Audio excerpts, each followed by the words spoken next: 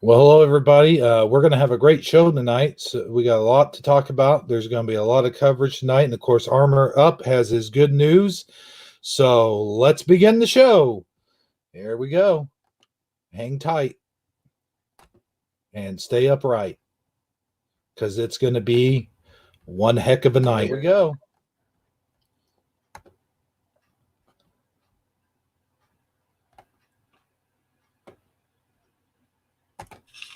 S is for the asses that have disappeared.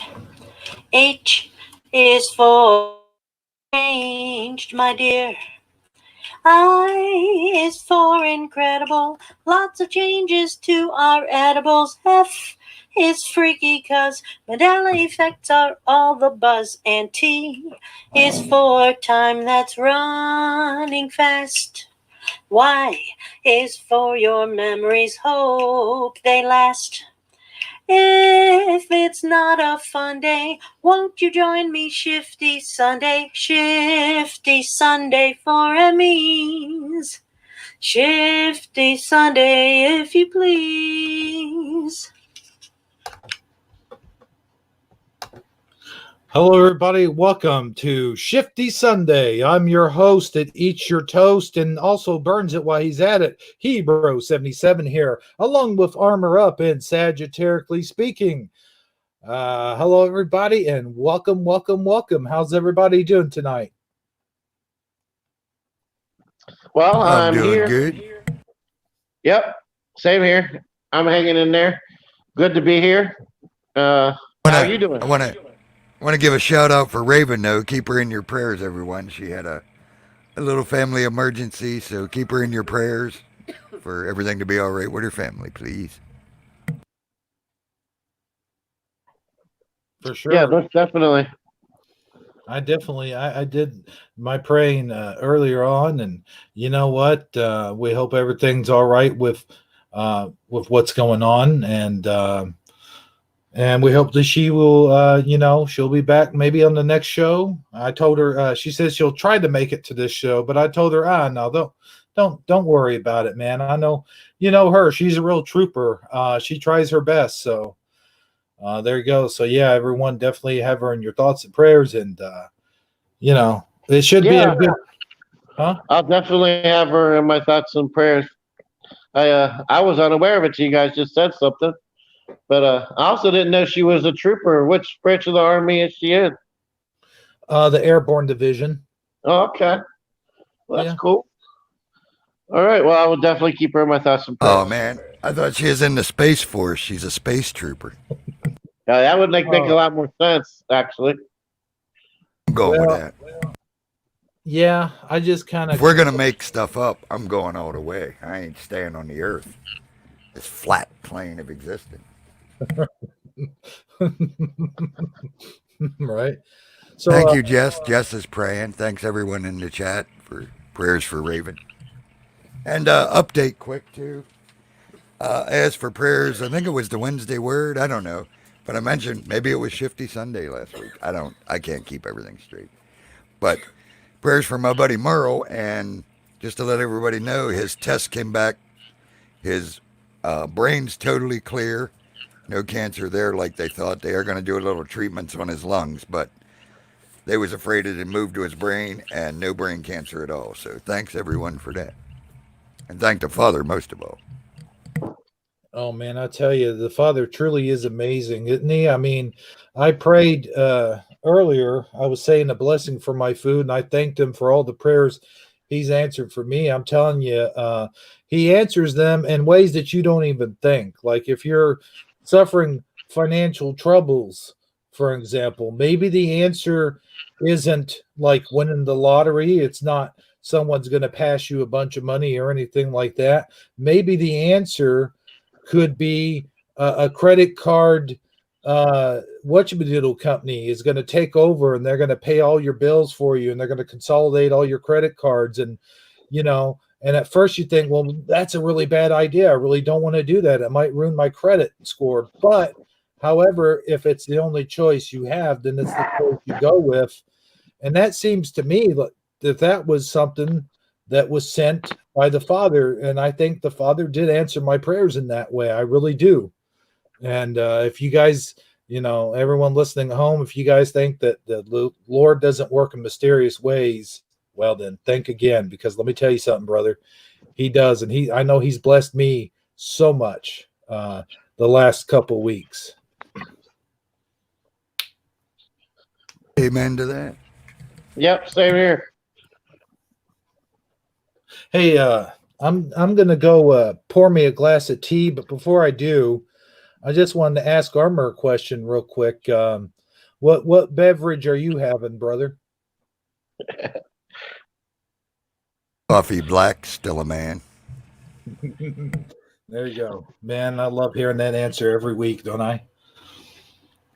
Now, one of these times he's going to throw you off. He's going to have something different. Hopefully it'll be something we've never heard of. So we'll have to look it up online and figure out what the heck he's drinking. Well, I did actually I caught the Corona earlier this evening. I was out of my friend's that lost her dog a couple of days ago, and I think she lost him Friday. And so I was out there and we had steak dinner and was just hanging out, keeping her company, and I caught Corona twice. So, I have a feeling that this whole thing has helped the Corona beer sales more than it's hurt it, because it seems like the popularity and the memes and everything has been a lot of free advertising for the beer company. Yeah, well, we got a case of Corona we bought. I bet it's almost 2 years ago now that we've been drinking on for a couple of years when we have a cookout. So that shows you how much we drink. But, yeah.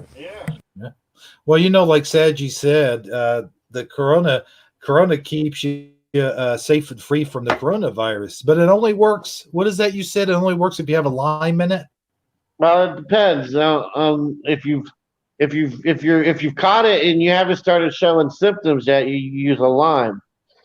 But if you don't test positive and you don't want to make sure you don't catch it, then you use a lemon. Oh, okay. Yeah, that makes sense. And one slice of lemon for about every 100, 150 pounds that you weigh. So if you weigh like 300 pounds, you probably want like 2 slices of lemon. I roughed it. I had to go citrus free, but oh wow, we made it so through. It's past its expiration date and no citrus. That was a rough one. No wonder you only had 2. I don't think Corona expires, does it? I think that has like shelf life of like 1.2 light years or something, isn't it? Yeah, I'm sure it's probably fine. Yeah, it's in the fridge. It's good. Hey, Shell got a good question in the chat real quick. She says, what's our thoughts on using the female pronouns for God? She, her, our, mother, instead of father, he, his, etc. Just curious. Who was I just talking to about this? See how the Father is? This is crazy. Who the heck was I just talking to? I honestly have never even given that much thought before to have a definitive answer. So. Oh, it was Tina. Tina God's Love called me on Hangouts. First we got to talking a while. And this sort of came up. Our whole... The easy way to explain it is the whole male-female stuff really means nothing in the spiritual. That's why Jesus said things like, you won't marry. He said, there's neither male nor female. So, and actually I have a very good sermon that I've been going to put on my Wednesday Word by Greg Boyd, who a lot of you will know if you watch my Wednesday Word. He's one of the ones I do a good bit from. He's one of my favorite pastors that's still alive. And he actually does a sermon about the female aspects of God. So I'll put that up and you can check it out. I mean, not right now. I'm in the middle of a series, but maybe I'll put it up when this series is over and you can check it out. Personally, I call him what Jesus calls him. Jesus called him Father. But you got to remember, we had to use terms. I mean, the minute you try to put Father in English or Hebrew or Greek or Arabic or any other language, any other man-made thing, the minute you try to I mean, you got to use terms. So I think Jesus called him Father just because he had to call him something. You see what I'm saying? And I think he wanted people to realize the fatherly aspect of God. But I don't think God's male or female, personally. And I mean, I call him Father. I don't call him mother. I don't call him her. I don't call him she. But hey, whatever. You know what I mean? You call him what you want to call him as long as you're calling the right father. I mean, God's a worse term than calling him her to me.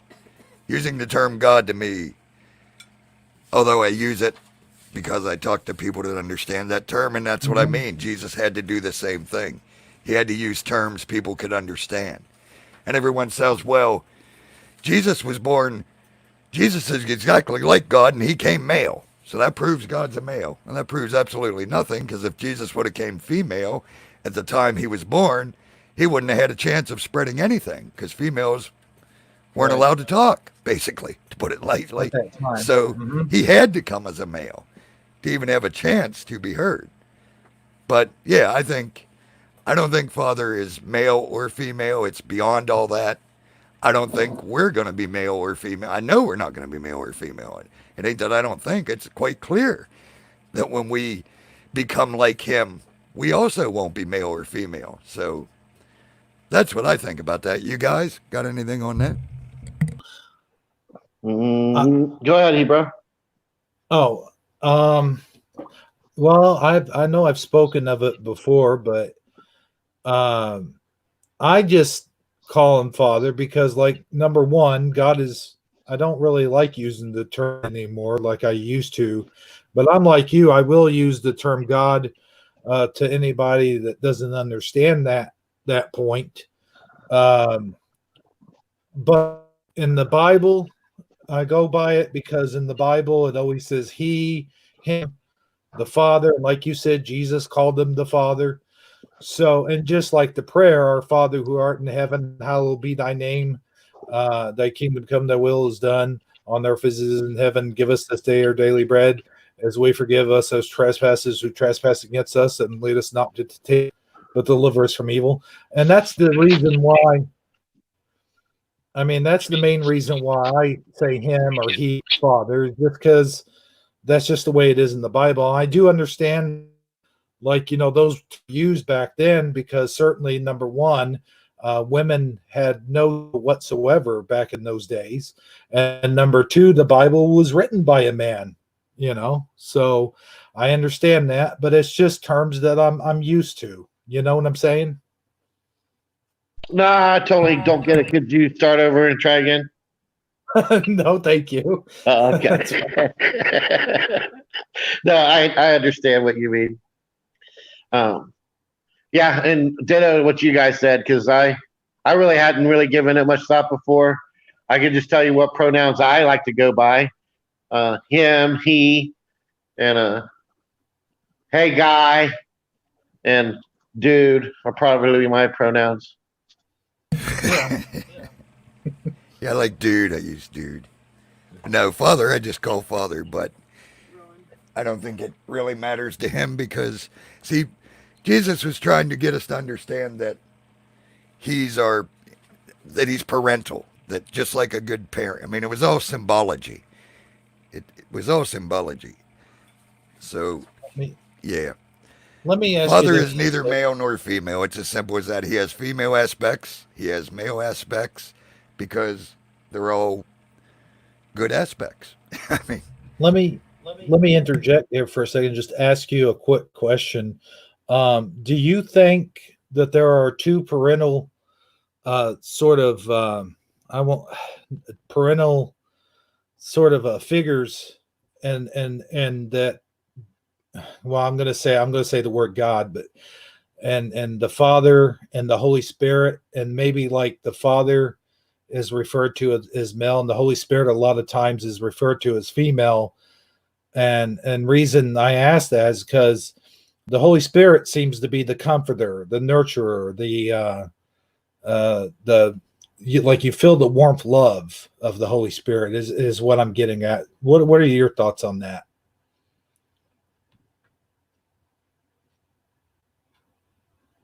Saji, you want to go before I go?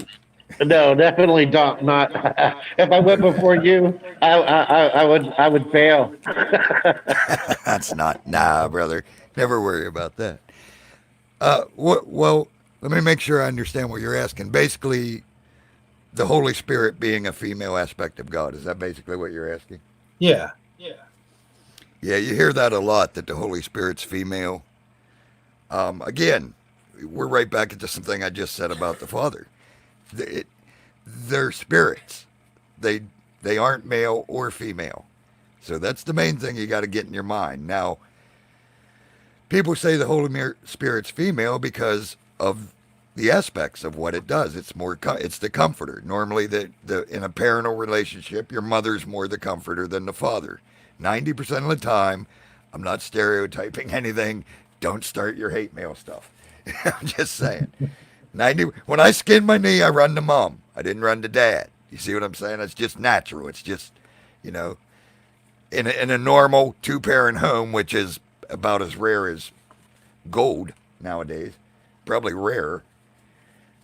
That's the way it used to be. You know, mom was the nurturer, father was the worker, father's the one that protected you, father's the one that looked out for you, father's the one that defended you and the family, mother was the one that cared for you, mother's the one that fed you, mother's the one that nurtured you.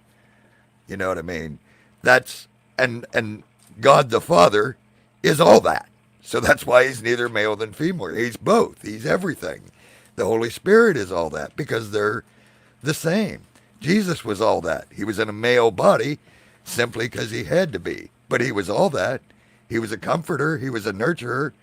He had a whole bunch of what we would consider a female aspect in a normal relationship. So it's the same way to Holy Spirit. If you want to call it a female, that's up to you. I personally, you have to get into the book of Thomas. Thomas sort of answered the question because even back then people were starting to say the Holy Spirit's female. And he basically laughs and says, how could a female impregnate a female? Because the Holy Spirit impregnated Mary.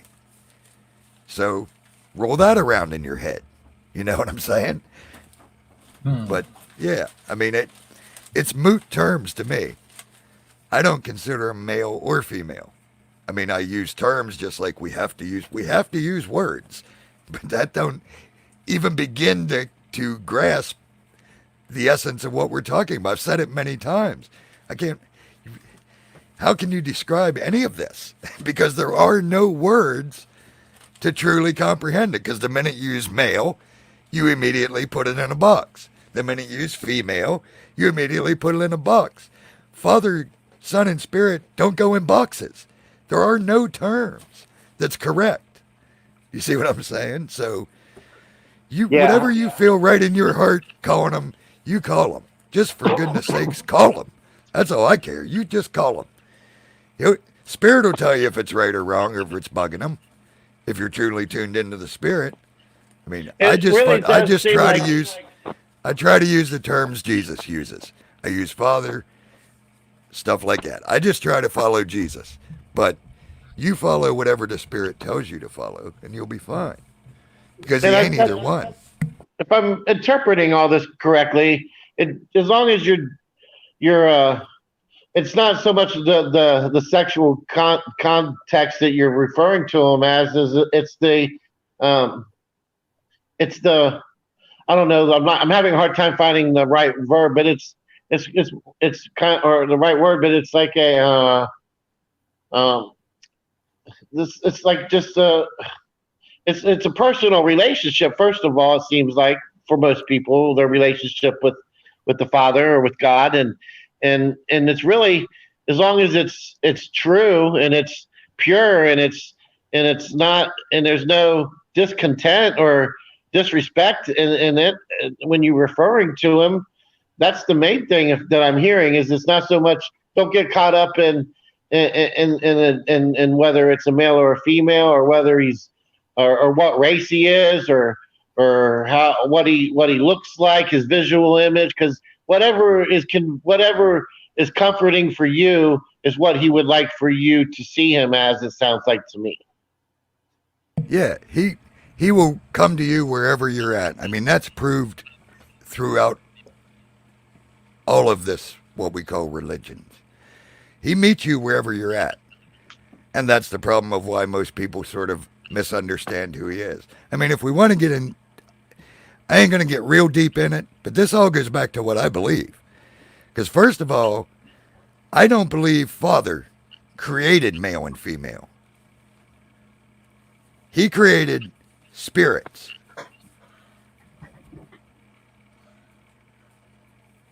Like I said, I ain't even going to get into it. Go listen to my reading of Thomas. Read Genesis, the two creation stories. Think about what you're reading. Ask the Spirit to show you what you're reading, because it's quite clear, but no one ever sees it because we listen to man. When if you read it and pray and ask, that the whole male-female thing, in my opinion, did not come from Father. It's part of the whole deception. Because all throughout Thomas, Jesus says, if we believe it's Jesus, and I do, when the two became one, or no, when one becomes two, what will you do? What will you do? Think about that. Think about male and female. Think about creation, and then go read Genesis and pray and put indoctrination out of your mind, and you'll see exactly how unimportant male and female is. This is all my opinion, but Well, yeah, I mean, that's what male and the question female was never meant to be. It was asking for our opinion, and I think that we've definitely got it out there, which I think is a pretty sound, logical way of putting it. I mean, I can see how there would be somebody on some other channel, on some other place, trying to tell you something different. So I think that's a good message. Well, it's the same thing as the debate over was Jesus black or white, or, you know, if in all actuality, in a human form, he was probably more a bronze-skinned person like it was at that time, but none of that matters because they're not black, white, Asian, whatever. They're none of that anymore. We're not male and female. We're not Greek or Jew. We're none of that. When you become spirit, race is gone, gender is gone. That's all gone. So, and we have no control over when we get here what sack of flesh we're going to end up in. I mean, we have no choice of what color we're going to be born or what race we're going to be born into. I think it's just kind of potluck when you get here, isn't it? What you're going to end up as. I mean, this seems the way to be the case for me. My spirit could have just as easily landed in Nigeria and been whatever a Nigerian looks like, right? well, yeah, only I wouldn't use the term potluck. I personally believe the Father puts each of us where he wants us, but we have no control over it. Absolutely. Gotcha.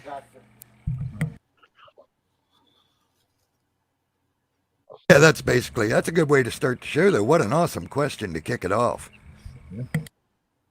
Definitely. Yeah, man. I'll tell you what, you think the show's going one direction, and then you think, oh, I don't really have nothing for the show, and yada, yada, yada. And then all of a sudden, all it takes is a question from the audience, and then boom, you've got a show.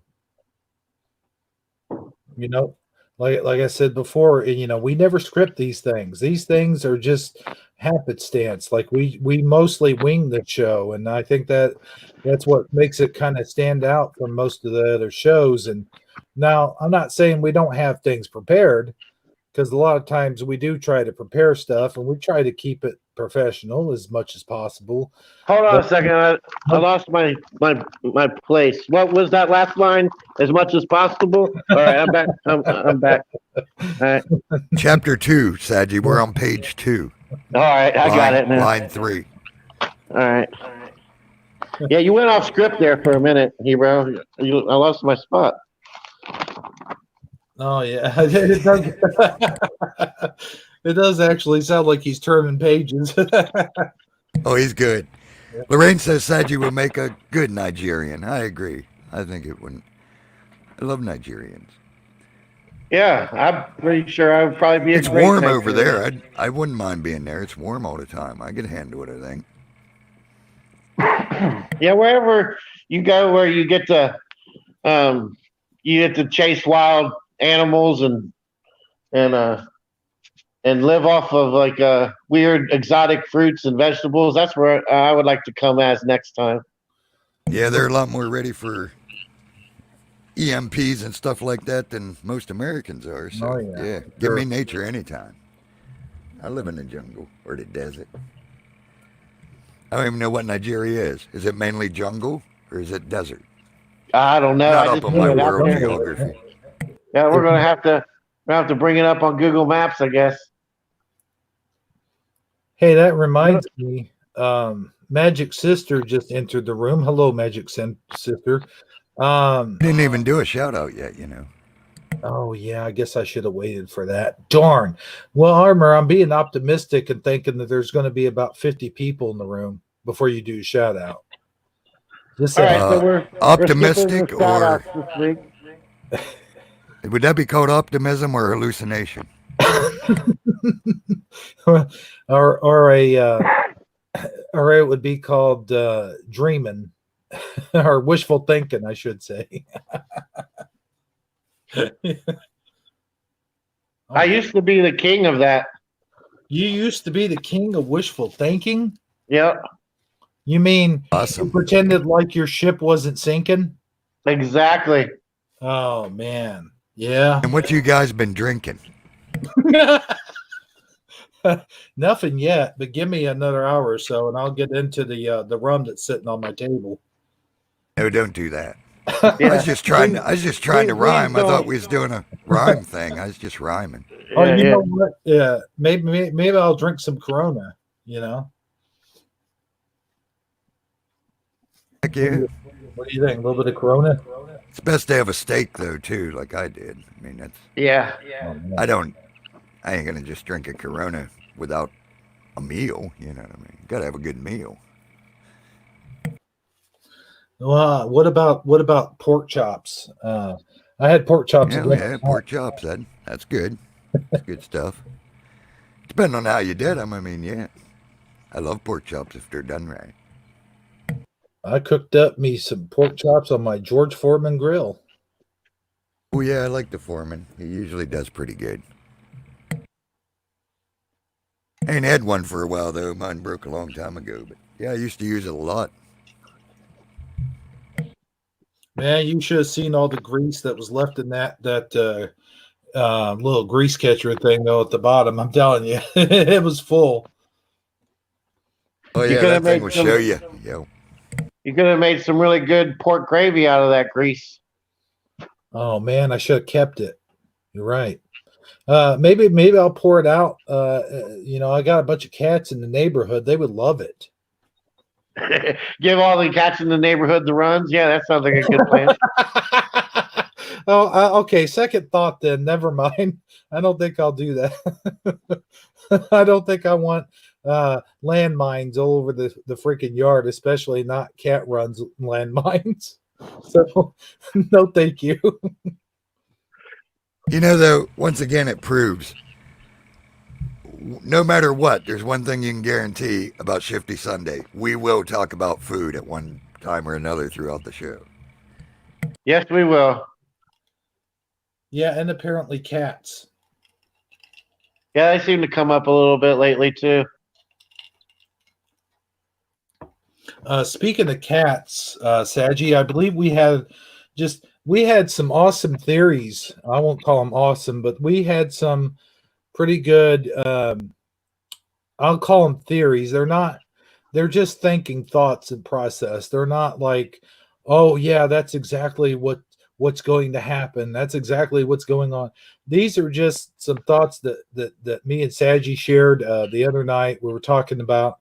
And I don't want to get too deep into it because there's been enough talk about the coronavirus and what it causes and whether it exists or not and blah, blah, blah. But the point is, we don't want to talk about the virus itself or whether it exists or not. But we got to talking about how the coronavirus was more or less a manufactured thing, or at least that is some of the reports that we have talked about it being a manufactured thing. and we'll get into that here in a second. Sadie, do you want to go ahead and recap what we talked about last night?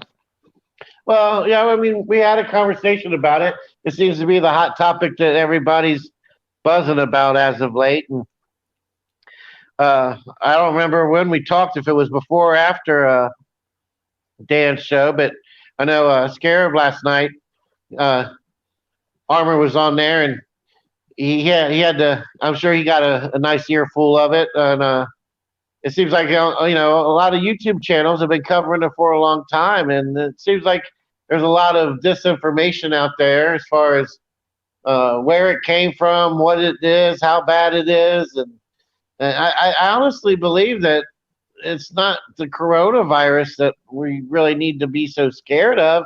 I mean, unless you fall into one of those um, demographics where, like, if you get sick, it's going to be detrimental to you. But it's no worse for wear than if you was to catch the flu. The only thing that makes this so scary is the unknown, the fact that it's a new strain that hasn't been recognized, and there isn't a Absolutely.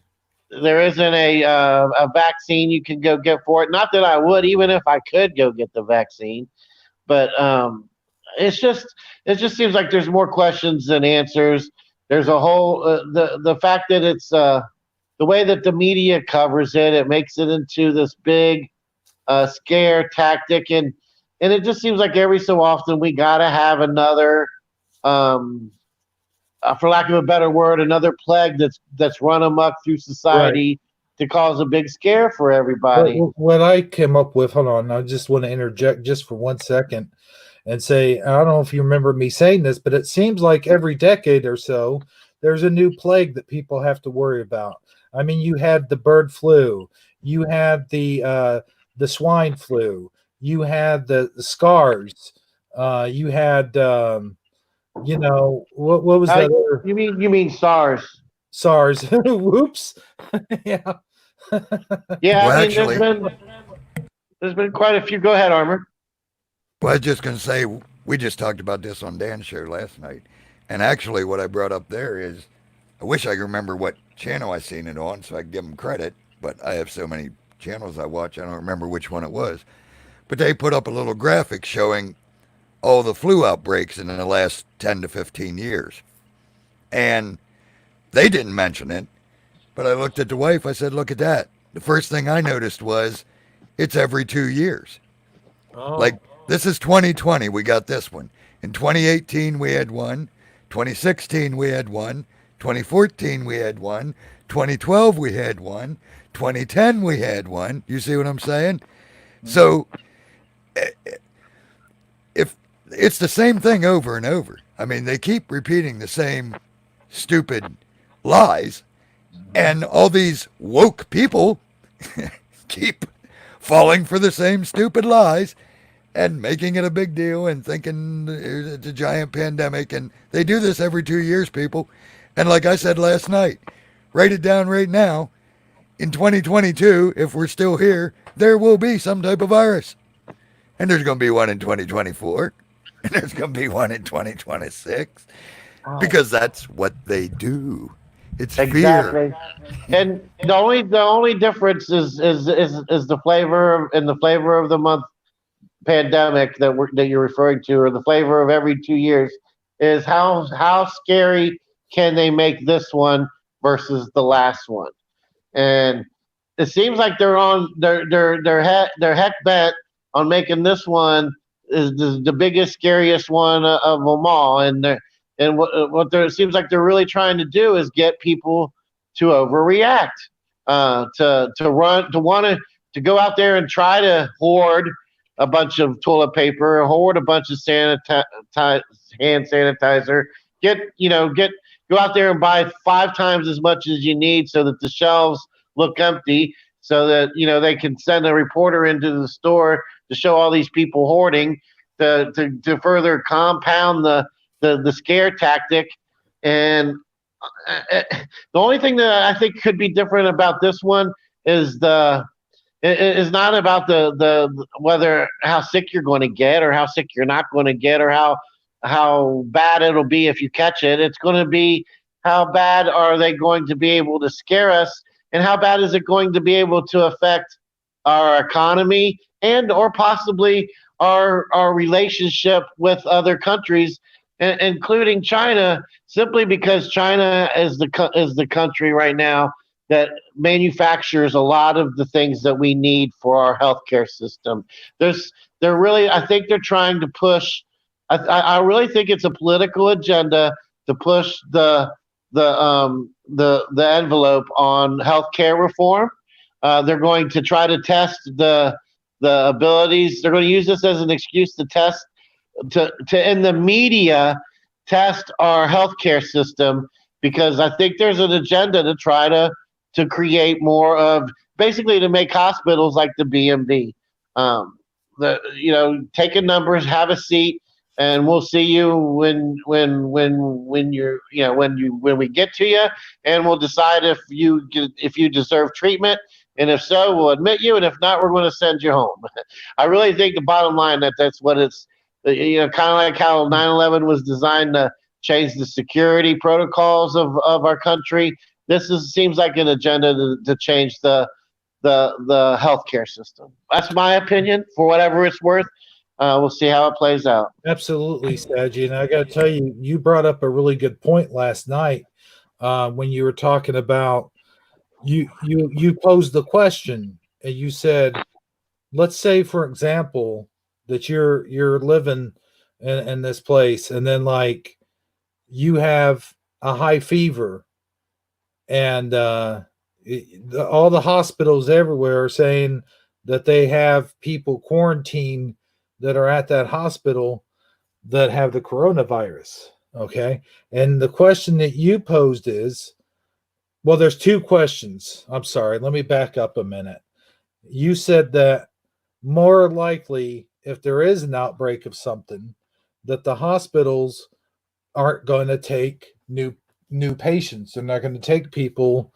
They're going to see if they can stay at home, and they're going to say, you guys are self-quarantined. And the second question you brought up was, would you go immediately to the hospital, or would you hold off and wait for a while, knowing that they're probably not going to take you anyway? And I said, well, if you if you take a chance and you run a high fever, you could die from the fever anyway. So you might as well go to the hospital and take a chance of catching coronavirus. And the other point that you brought up was that a lot of these, it seems like a lot of these flus and stuff seem to originate in China, and that the Chinese are having, not the Chinese in general, but I'm talking about the government. The Chinese government is they like to rule their people with an iron fist, and basically what I'm saying, like all of our products, all the products, the electronics, the food, the gloves, the masks, all the hospital supplies, all the hospital things, they all come from China. Like there's a lot of products that are going on in China.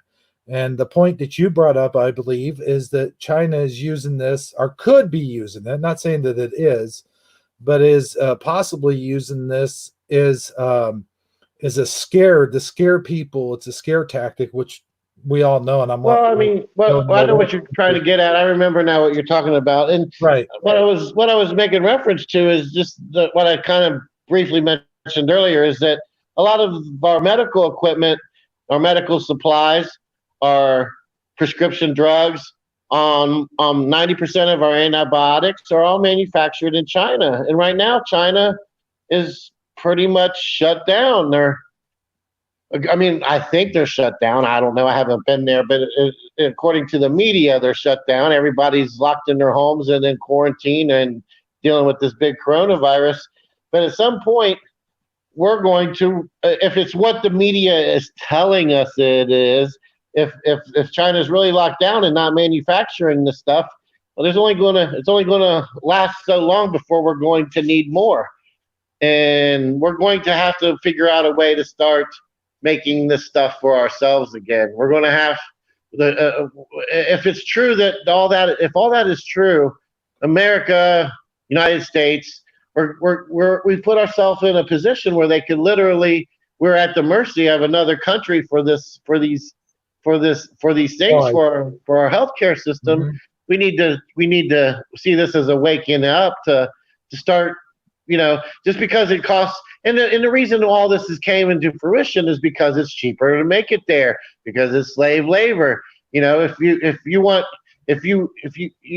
been getting, you could go get your prescription filled a lot of times, for most prescriptions, especially antibiotics, for less than $10, because they're made in China under a slave labor system. If we made them here, yeah, sure, they might be $10 or $12 more, heck, even $20 more. But at least we know that if push came to shove, we're making them here. To me, that makes more sense than being reliant on another government that we're not in the best of relationships with anyway. That They're always that we're trying. in the I mean, what I'm trying to get at is we put ourselves in a weird position if what the media is saying is true, and that's my big disclaimer. I mean, Right. if I forget to mention that at any point, just keep in mind that between every sentence that I say, if it includes that disclaimer of what the media is saying is true, because that's the part that it's so hard to know one way or the other. But Right. if what the media is saying is true, then we are going. It is possible that if it gets as bad as the media says it's going to, then we are at risk of actually running out of antibiotics, of running out of certain types of healthcare equipment, of certain types of radiology stuff. I mean, the list goes on and on and on and on and on of what we could possibly run out of because we rely on China to manufacture it for us cheaper than we can do it here, because we actually have to pay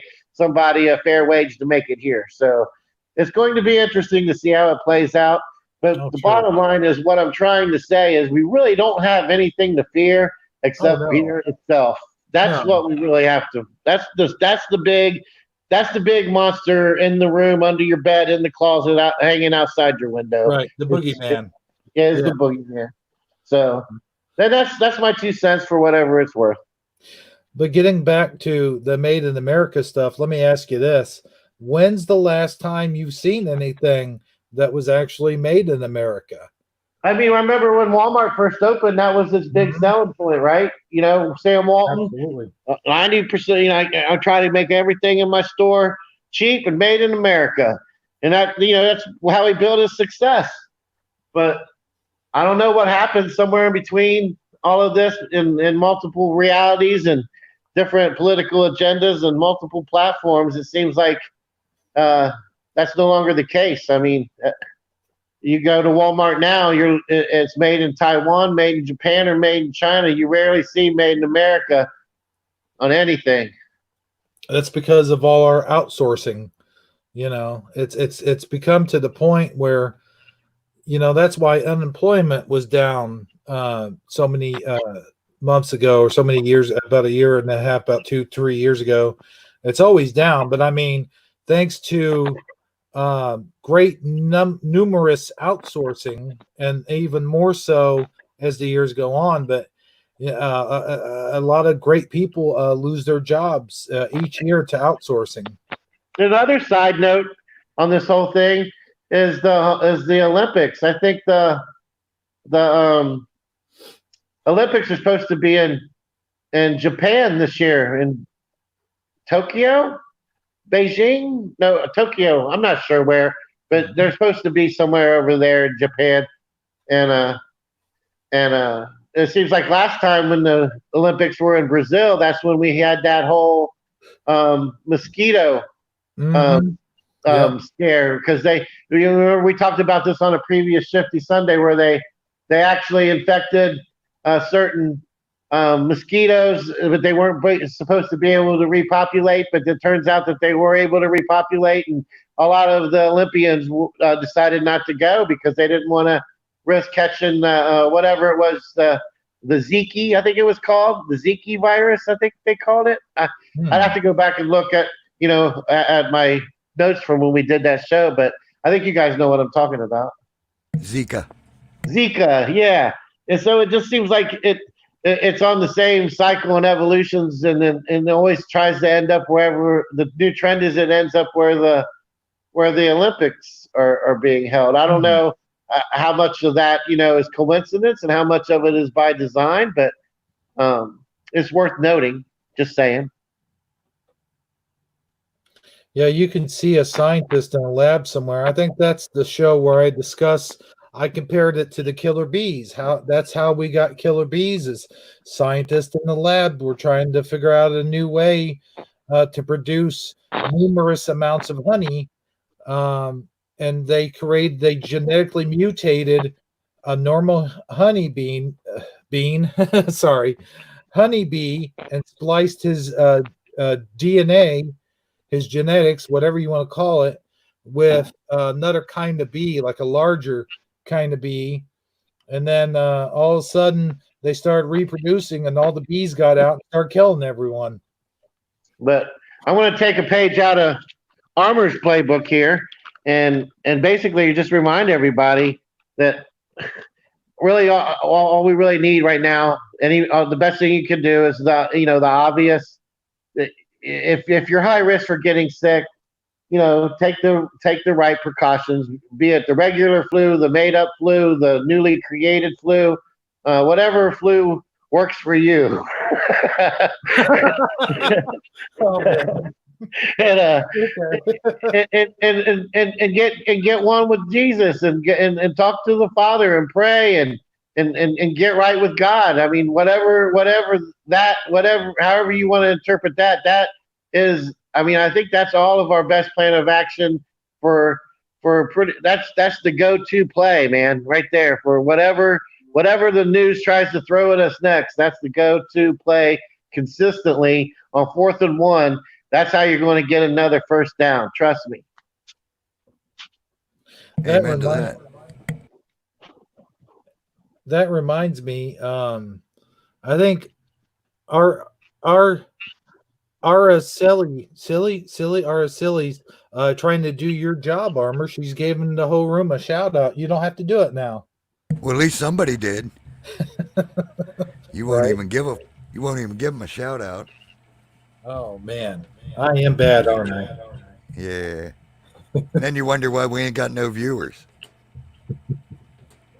Well, that plus the show itself, but I'm just saying that probably contributes. You know what I'm saying? Oh well, I mean, good old Hebrew. I tend to. I thought it was just because I always forget to brush my teeth. Well, yeah. That may contribute a bit. I don't know. It's possible. But like it or not, I'm giving this room a shout out. So y'all just hold your thoughts for a second. We got Go-Kart Bob in the house, Araceli, Magic Sister, Shell's Time Adventures. Scrolling. I know I seen Teresa earlier. There she is, Teresa Lynch. I also seen Jesse earlier. Euler Greg, of course. Lorraine Lamour, of course, always here. Jesus is Calling, that's Jesse. Yes, I know I seen her earlier. I hope that's everybody. Let me get to the bottom, see if anybody talked since I did. All right, Magic Sister said I didn't have to say hi. She's not really here. She's a figment of our imagination. So hi to my imaginary viewer and listener, Magic Sister. And Michael Fontaine. How can we forget Michael Fontaine? Michael Fontaine. So Shell's Time Adventure. I want to ask her a question. I assume she can hear me. She's been putting out a couple videos lately about these kittens that she recently had, and she made a really cute video showcasing them. I think she put it up yesterday. I was going to see how she would feel about us sharing that video tonight on her show. Give us an answer in chat. I think it would be great to share. It would be so anti-coronavirus. She's listening, so I'm sure she'll answer after the few second delay we have. And that's interesting because I have a part of my good news segment this week has to do with cats. So All that'll right. be interesting. Oh Yeah, yeah, and she said that is good. Share the video, kittens. All Who right. don't Yeah, we like definitely kitten need to do videos? that, Hebrew. I And mean, I you don't agree. have to Look, right this very second, but don't forget. well, I'm the oldest here, so tell someone else not to forget because I'm half senile, so I got an excuse. All right. All Well, those Hebrew. decades of hard drugs, plus I'm old, memory is the last thing I got anything left of. All right. But yeah, we definitely should definitely show that video. I'll look it up and I'll put the link in, so you don't have to do any other work. Okay. Oh, yeah, make it easy on Hebrew. You know it's rough on him. And I agree, Lorraine Lamore. KitchenAid mixers made in Cleveland, San Antonio shoes made in San Antonio. I can buy all kind of stuff made in America if I just go to the right place. Especially here. Heck, all summer long I'm at the farmer's market. Everything I buy is made in America. So, and that includes the wood, you know, the crafts. And so, yeah, there's lots of made in America stuff. Now, I know what you mean. No, you ain't going to get a cell phone or a new TV, stuff like that. But yeah, the stuff we need, stuff that'll help you, is still made here. And I ain't counting drugs or doctor remedies in that at all, because I don't think they can help you. Father take care of that. Like Sadie said, the best medicine, the only 100% cure for everything, whatever comes at you, everything, is the Father. So the rest of that stuff's all just to make yourself feel good. It's all a fake idol, to be honest, if we want to get deep. But hey, carry on, fellas. I got my shout out in. I've been waiting. I've been dying to get a shout out in, and the people deserve to shout out. Now carry on with your stuff.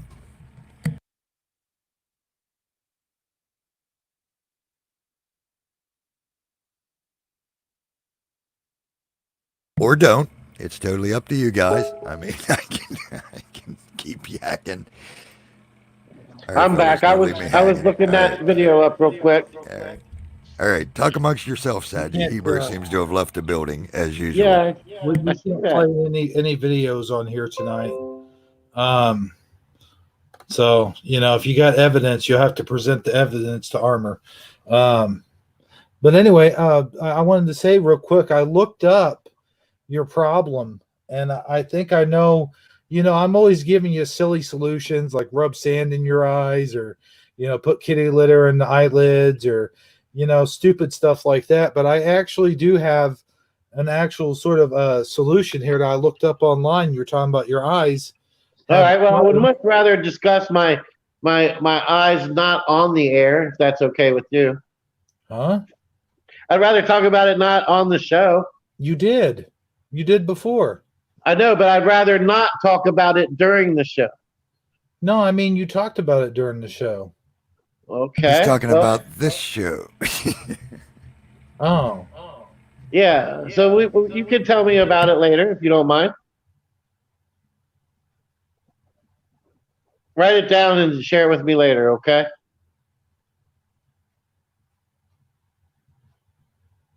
Are you there? Did you fall off? No, I'm confused. I thought we already discussed this. I didn't think it was a big deal, but No, we'll Hey. talk about it later. It's not. It's just I don't want to talk about it while we're online. hey, that's no problem. You don't want to be online? Here, on the broadcast. You gonna kick me out? No, I am sorry, dude. Though I do apologize. I didn't realize. I thought we talked. I am sorry. I do apologize. I didn't know that was personal. No, I thought we talked about it on the show before. No, I don't remember, but if you say so. Well, anyway, I do apologize, man. Okay, we won't talk about it then. We'll switch subjects. How about that? All right. If you My say so. wife, you guys were talking about prayers earlier. My wife, they checked her out. They got the I don't know if it's called MRIs. I don't think it's called MRIs. What's it called when they do a scan of your Your sign. Ultrasound? No, isn't that something else? I don't know. I thought that was like the kidneys or something. I don't know. Keep talking. CAT Maybe we'll scan? figure it out. Is it a CAT scan? Yeah, it's a CAT, yeah, CAT scan, yeah. Hey, CJ Wood popped in. Want to get her in the shout out. Carry on, brother. Sorry. Oh, okay. No, but my you remember me talking about it. I talked about it before. They actually found a cyst is in her sinuses. So I don't know exactly how serious that is. I guess it can get serious if it spreads. And but anyway, I'd like to tell everyone I appreciate all the prayers you guys gave me and stuff. And I'll let you guys take the show. You guys talk amongst yourselves. I got a phone call. All right. Well, that's cool. Yeah, sister. I hate them things. I get them sometimes. They're not fun, especially when they get all giant and you have to go to the doctor and get them cut out. Because I don't do doctors, but yeah. So prayers your wife. Yeah. Keep Hebrew's wife in her prayers. Yeah, for sure. Especially in your sinuses. That sounds like that would be rather painful. Yeah, I couldn't even imagine that. That would be. Whew, yeah, I'm with you. That sounds like it would be painful. I've had them on my arms and my neck and my back, but yeah. I remember when I was in high school and on the wrestling team, and I guess that environment is like conducive for them. You know, all that sweat and the mat and just the sauna type atmosphere that gets created in those kind of atmospheres. You know what I mean? And we had a particular wrestler. He was like the star of our squad or whatever. He was our best guy. You know, the guy we knew was going to go out there and probably win every match. You know, he ended up growing like a really large one on the side of his neck, and he was trying to get.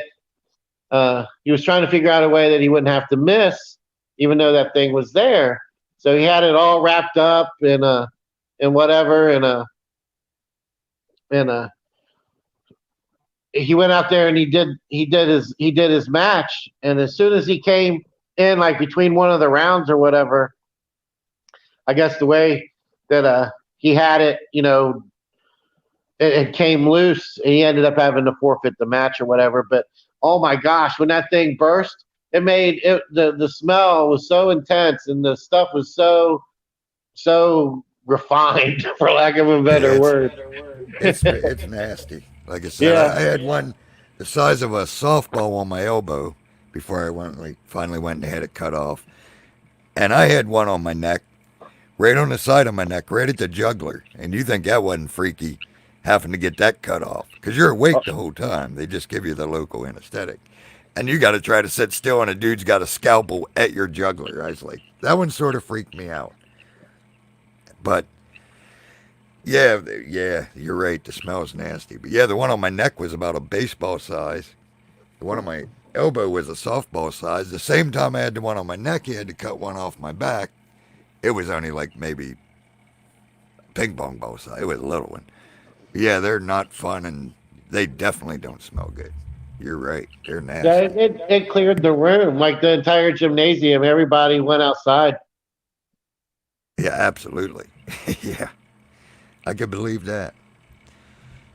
It's funny how when you look back on back times back then, the way people were versus the way they are today, because you can't everybody's just so, I guess, for lack of a better word. No, I mean I'm using the term loosely. Everybody, I know everybody don't fall into the category, but it just seems like society in general is just so much.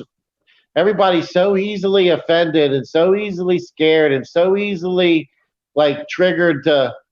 I don't know if it's a result of social media, or I'm not really sure what causes it, but something like that was to happen today, and it would be like everybody would just, it would be the amount of attention that it would get would be so negative and so overreactive, and the coach would probably end up getting fired, and the school would be in a the school would be, the wrestling department would be in a what is a scandal. You know what I mean? People have a way of making everything and blowing it out of proportion. It just seems so different. Like before, it was dust your knees off and get back out there, and now it's like well, don't worry, we're going to give you a trophy anyway. Yeah, everybody's a winner, which Yeah. makes everybody a loser too. They didn't think about that part.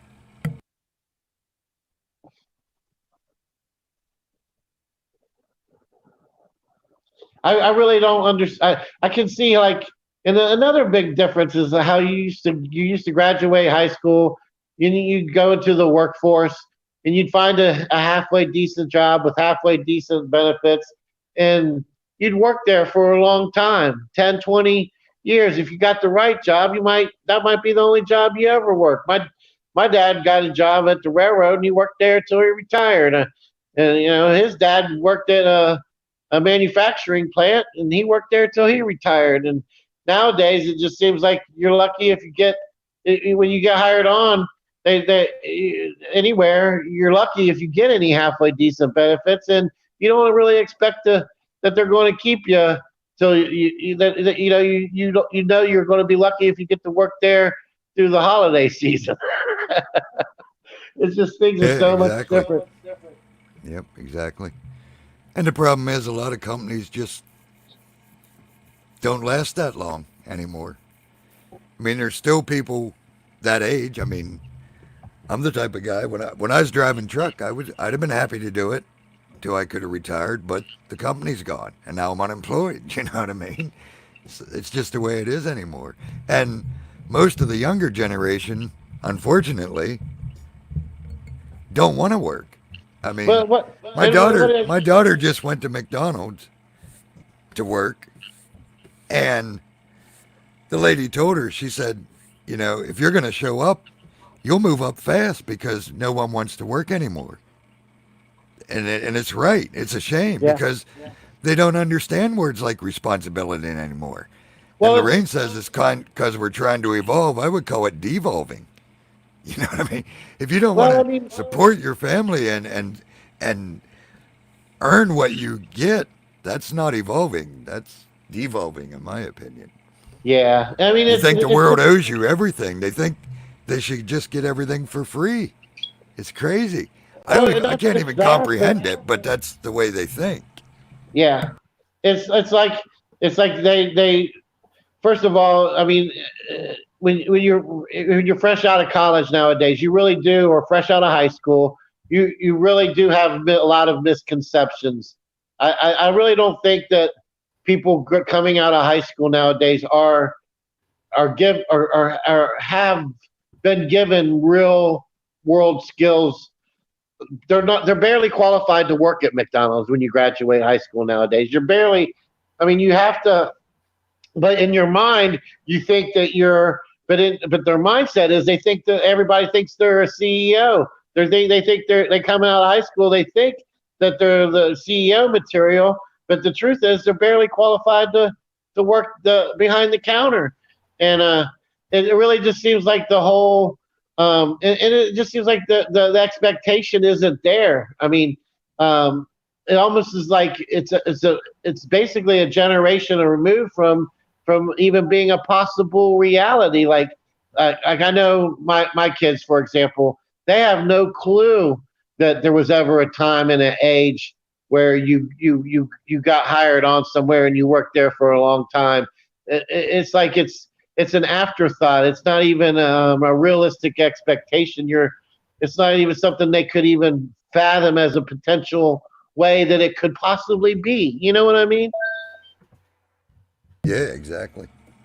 Yeah, it's And a strange generation. And I don't, and it's all due to all the, I mean, it isn't their fault. It's the way they were indoctrinated. I mean, yeah, what the schools teach. And like you said, everyone's basically comes out thinking they're CEOs, thinking they can be whatever they want to be, and we're all the same, and you go, and then they come out and don't do anything because they think, well, I'm this, they think like a CEO. They go, I don't got to work. Where's the money? It's I like I said, I can't even begin to understand how they think because it's so far removed from the way I was brought up. I can't comprehend how they think. All Well, I over know is what time, I they mean, think. It makes well, no sense to me.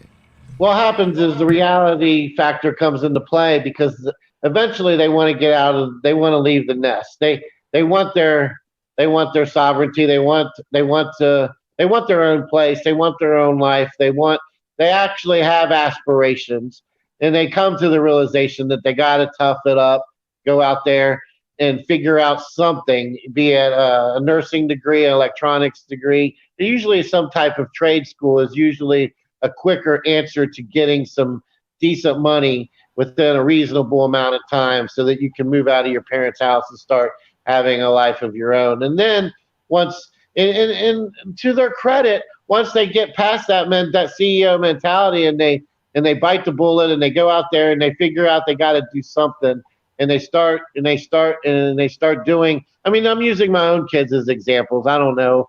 That's all I really got to go on, but now they're actually getting out there and they're being successful to reason in a way that I can reasonably be proud of them. As they're out there getting their own, making their own way, and it just seems like now, not then once they get to that, everybody's got a side hustle. Like for instance, my son, he's doing an electronics electrician's apprenticeship, and but on the side he sells the vape cartridges as like a little side hustle. He buys them from a outlet in China and he sells them to a circle of friends. It's completely legal. At least he's not dealing drugs, is the way I look at it. And he buys them for like, I don't know, $1 or $2 a piece online, and then he's able to turn around and sell them. He built his own little online website and his own little store, and he's got his own little Facebook group, and he makes a side hustle out of selling these for a profit. And hey, you know what? That works for him. So good for him.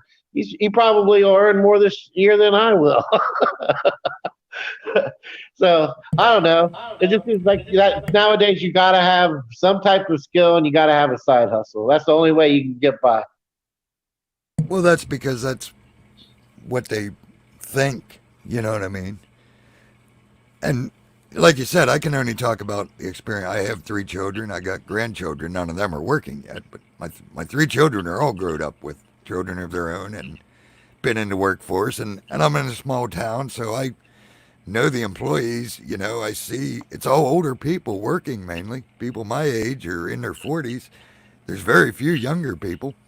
And when you do see them, they're at McDonald's, and a week later they're not anymore. It's that type of thing. But Yeah. and it's all in how they're raised. I mean, my son, thankfully, he's like, dude makes big bucks. He's like tech, whatever you call it. He's in one of the major warehouses of America, like one of the major warehouses for all of America. They have them like in 3 or 4 different states. They ship to like all the major places. Like a And he's distribution the head of, warehouse. yeah, giant, I mean, huge distribution. I think Procter Gamble, I think, is who still owns it, but it's like the biggest shipping warehouses in America. And he's the head of their tech department now.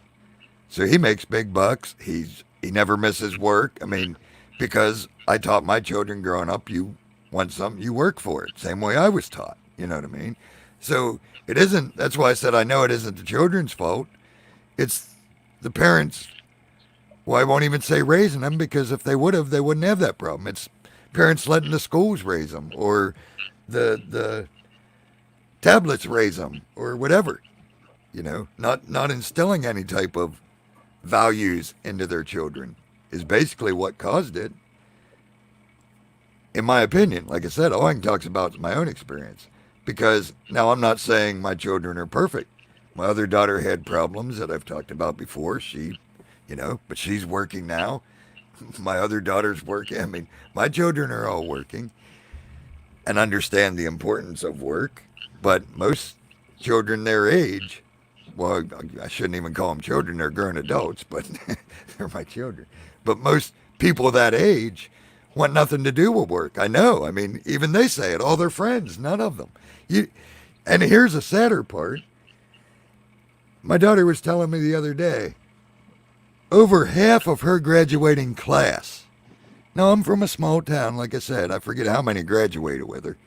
But over half of her graduating class is dead from overdose. So there's the values that generation's got. You see what I'm saying? They've hooked them on heroin or whatever else. I mean, all these ones are mostly heroin, and half of her class is dead. Let that sink into your heads a little bit, people. That's the state of our. These are the up and coming leaders of our country. This is what we got. 90% of them don't want to work. They have no understanding or values at all as far as working and taking care of a family and even sticking with a family. They'd rather be alone or with fake people online. That's their, it's a sad world we got, man. And that's why I say pray for the children. Even those ones, even though they're adults now, they're still my children. So pray for the children. It isn't just the ones that are being abused and the young ones. It's all of them. This whole, it's, if the Lord don't intervene, we are history because there's going to be no one left to do anything. The craftsmen are gone.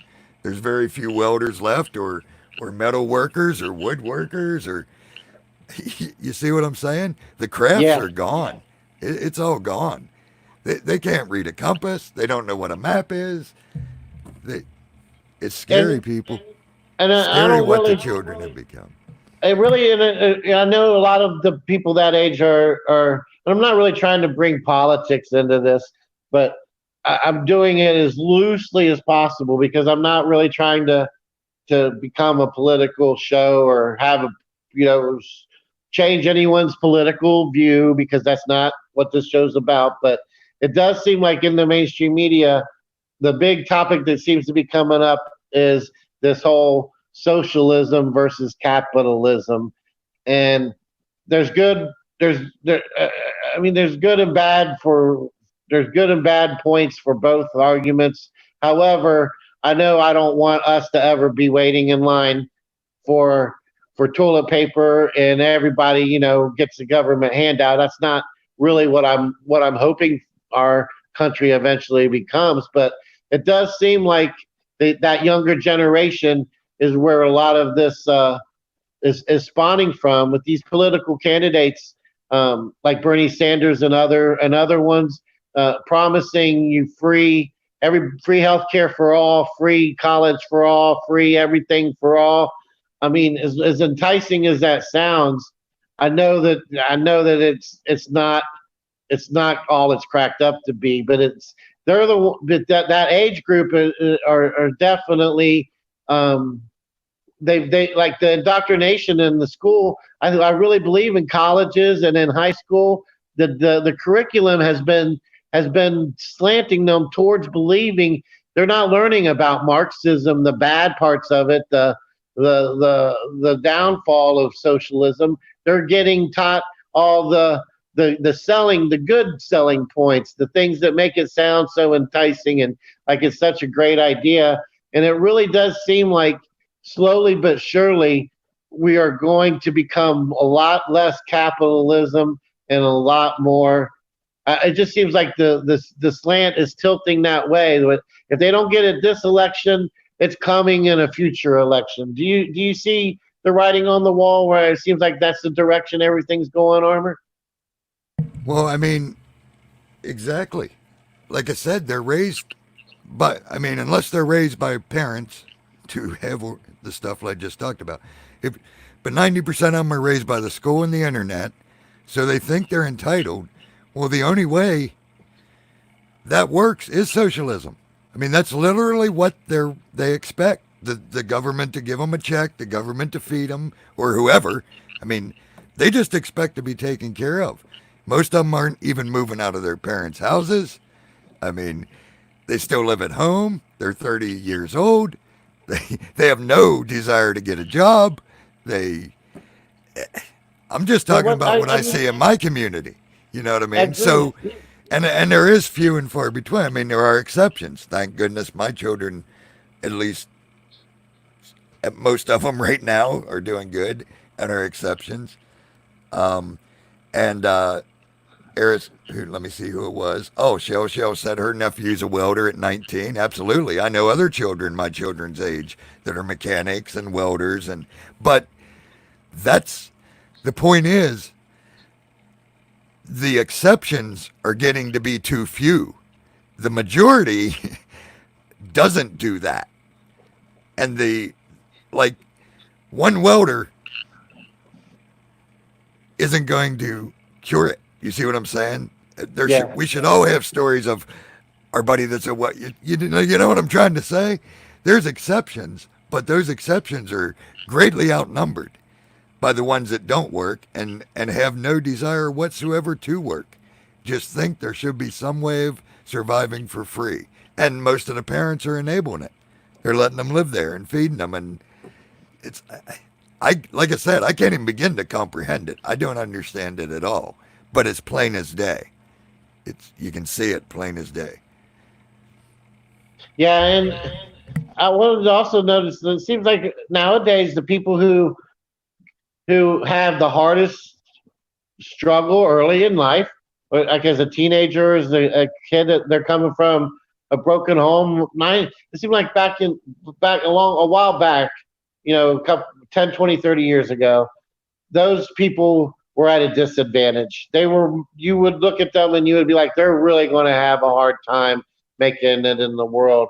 But you take that person nowadays, they're the ones that the ones that are coming from the hardest, the school of the hardest knocks, are the ones that hit the world ground running, because a little bit of government aid for people who are willing to get out there and get started, like a college scholarship or a workforce program or something like that.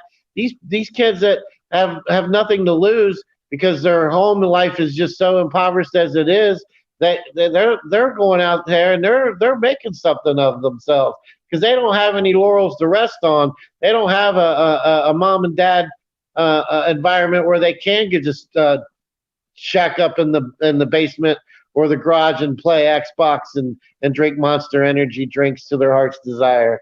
They actually have no choice but to get out there and make something for themselves. It almost seems like the kids that were once at the disadvantage now actually have the upper hand because they don't really have no choice but to get up there and make something for themselves. I've seen that trending as well.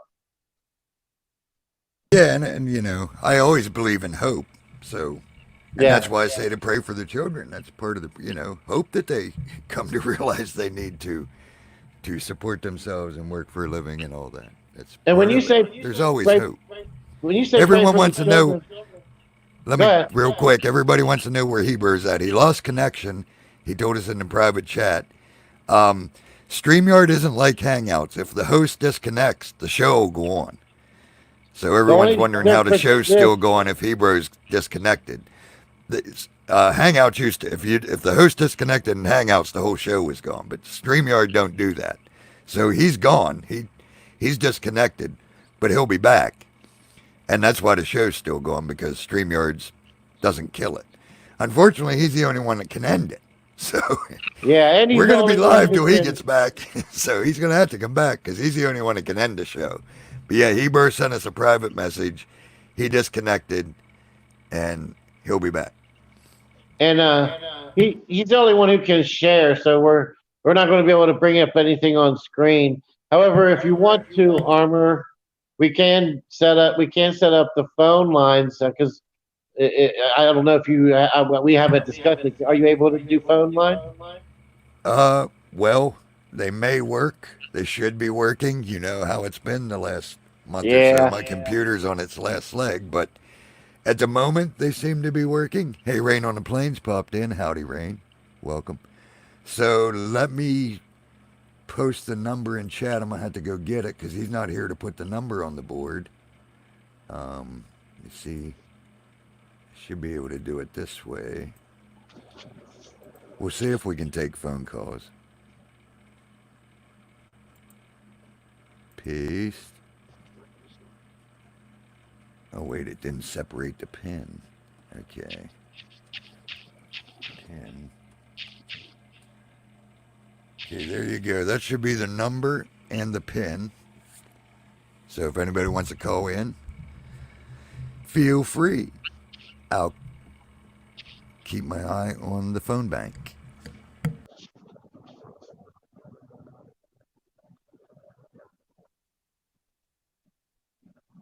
Yeah, I got the good news lined up, but I'll have to wait till he gets back because I like to share what I'm reading, and I think every one of them has a little video this week. So, yeah, it's the Uber conference. Shell. Yep. Oh, there he is. Ah, cool. He's back. All Everything right. okay, my man? Yeah, the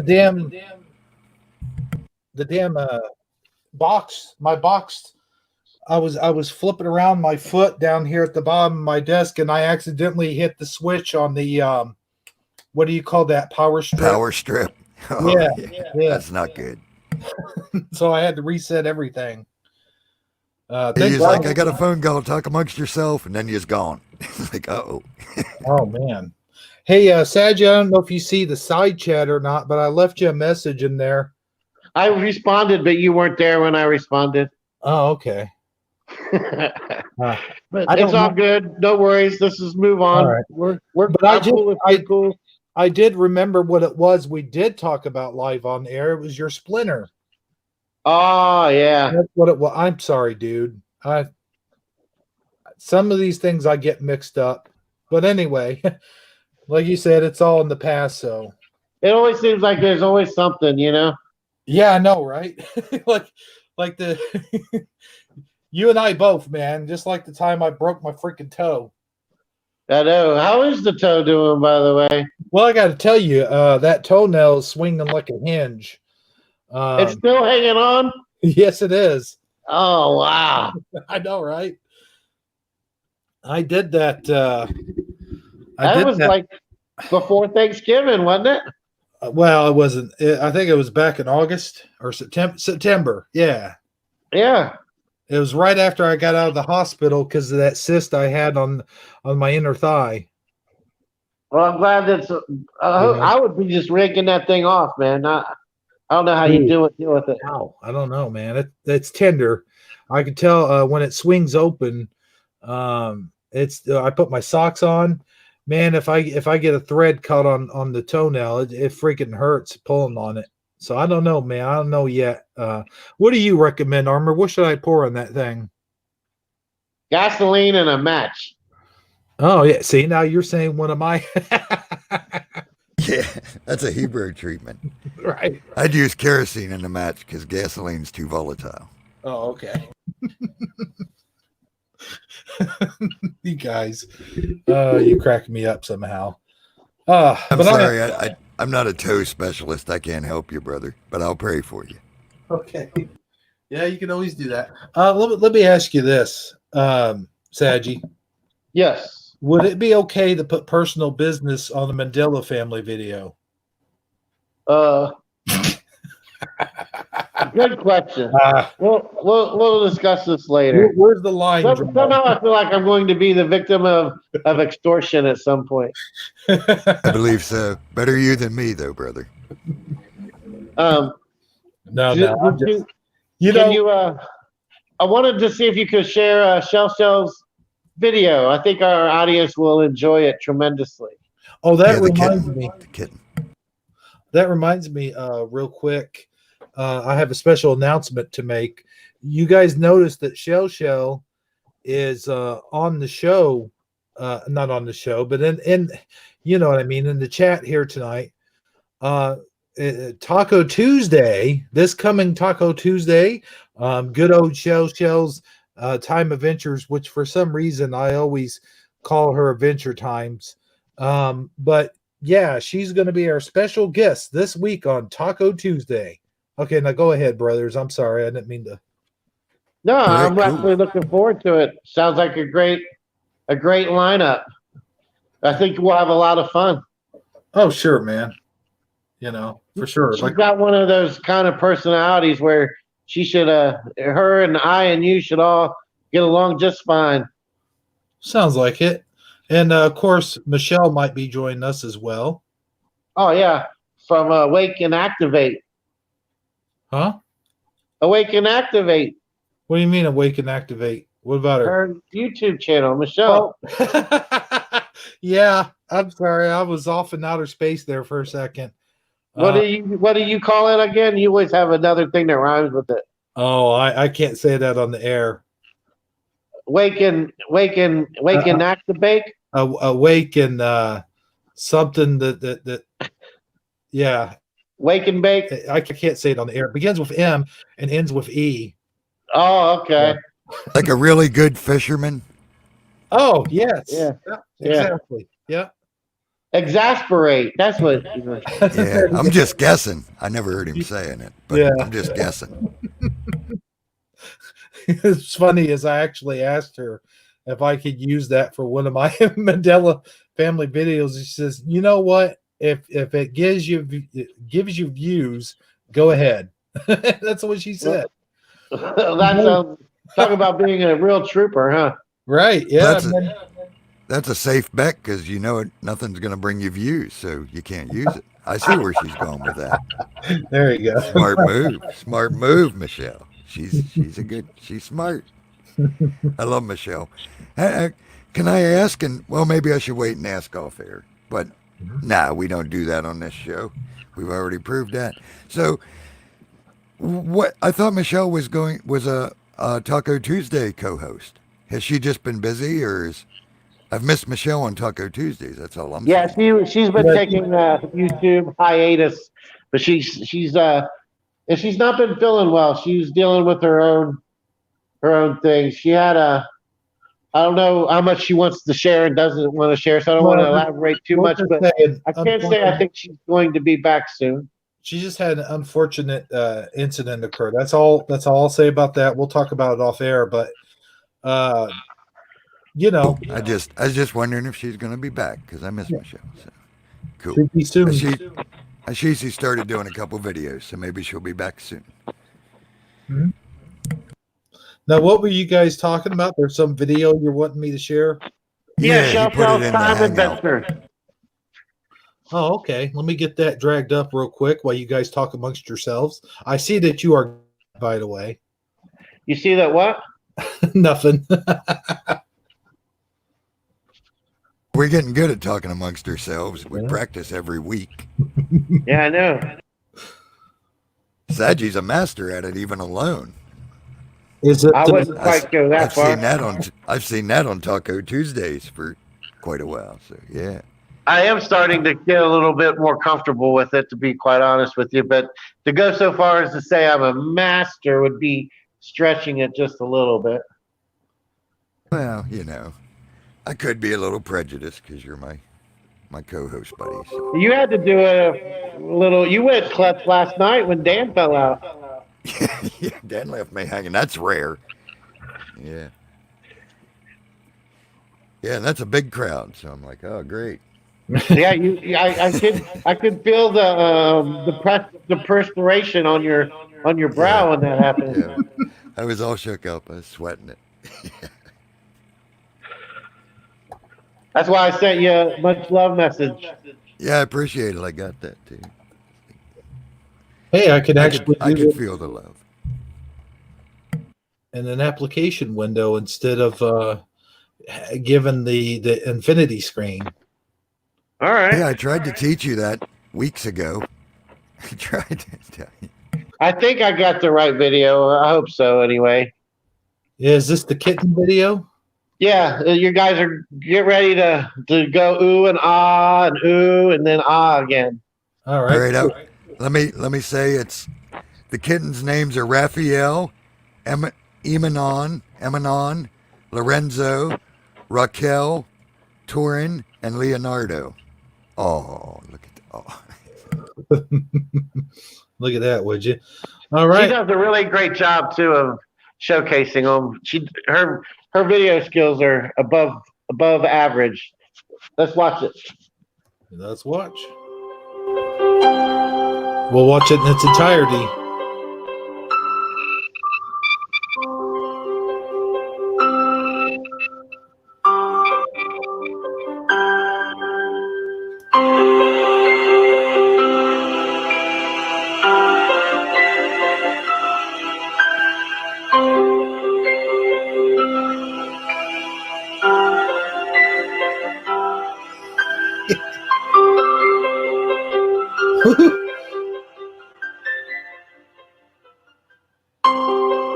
Look at that little guy.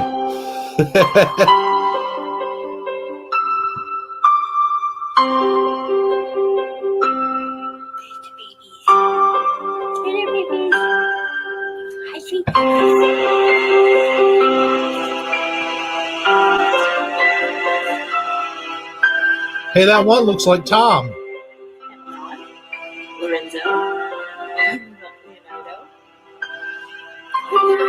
Looks like who? Tom from Tom and Jerry, like baby Tom. Oh yeah, baby Tom. Yeah.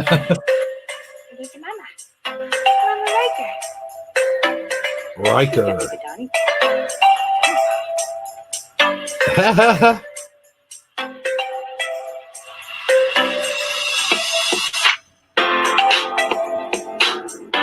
Truth Set You Free likes Lorenzo. I like Emanon.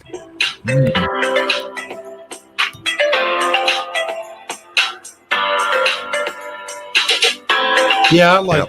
Yeah. Yep, Emanon. That's my man. Is that a boy or a girl? Emanon.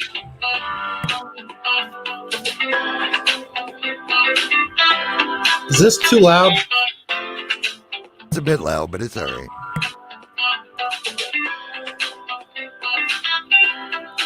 Yeah, now we can comment.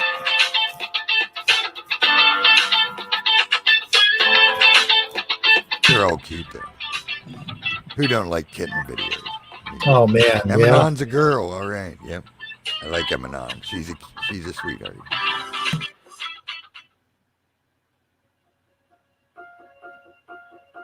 Hey, look at her. Oh.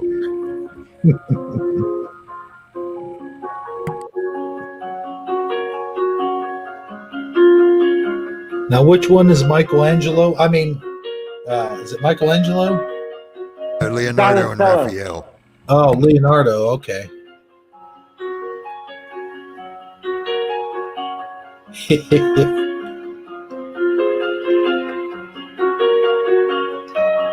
Just snoozing away. Yeah, I just see that's more synchronicity. I was just on live with Jesse a few days ago, and we was talking about dogs and cats. And how I'm an animal lover, so it's awesome. There's Michelangelo and Raphael. Do you see that? Oh yeah, yeah. I'll tell you, this kind of reminds me of a little cat, and I'll tell you the story after the video. There's my girl. That was my girl there, Eminem.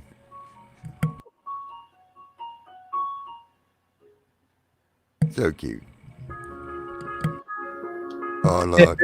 Look, he's giving. Oh, man. Giving a little hug. They're snuggling.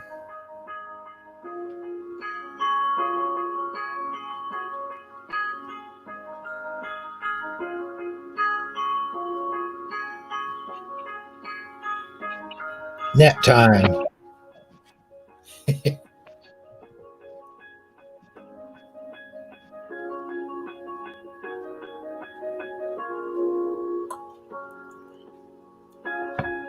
Those two look a lot alike.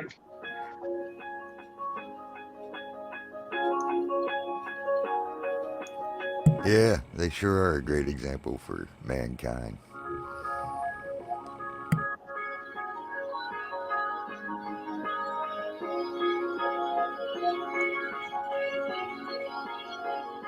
Exactly, Shell. I always think it's neat how cats can always land on their feet too. For the most part.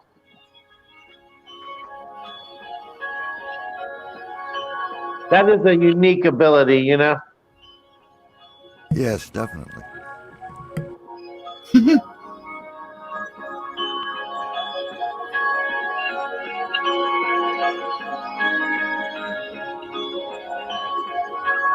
that's cool because two of my good news stories, one specifically is about cats and the other one's about dogs and cats. So very cool. interesting. You know, I like your good news stories, especially when they have animals in them. And there's one about a dog that Saggy sent me that's really cool. Yeah, you know how I like my dogs.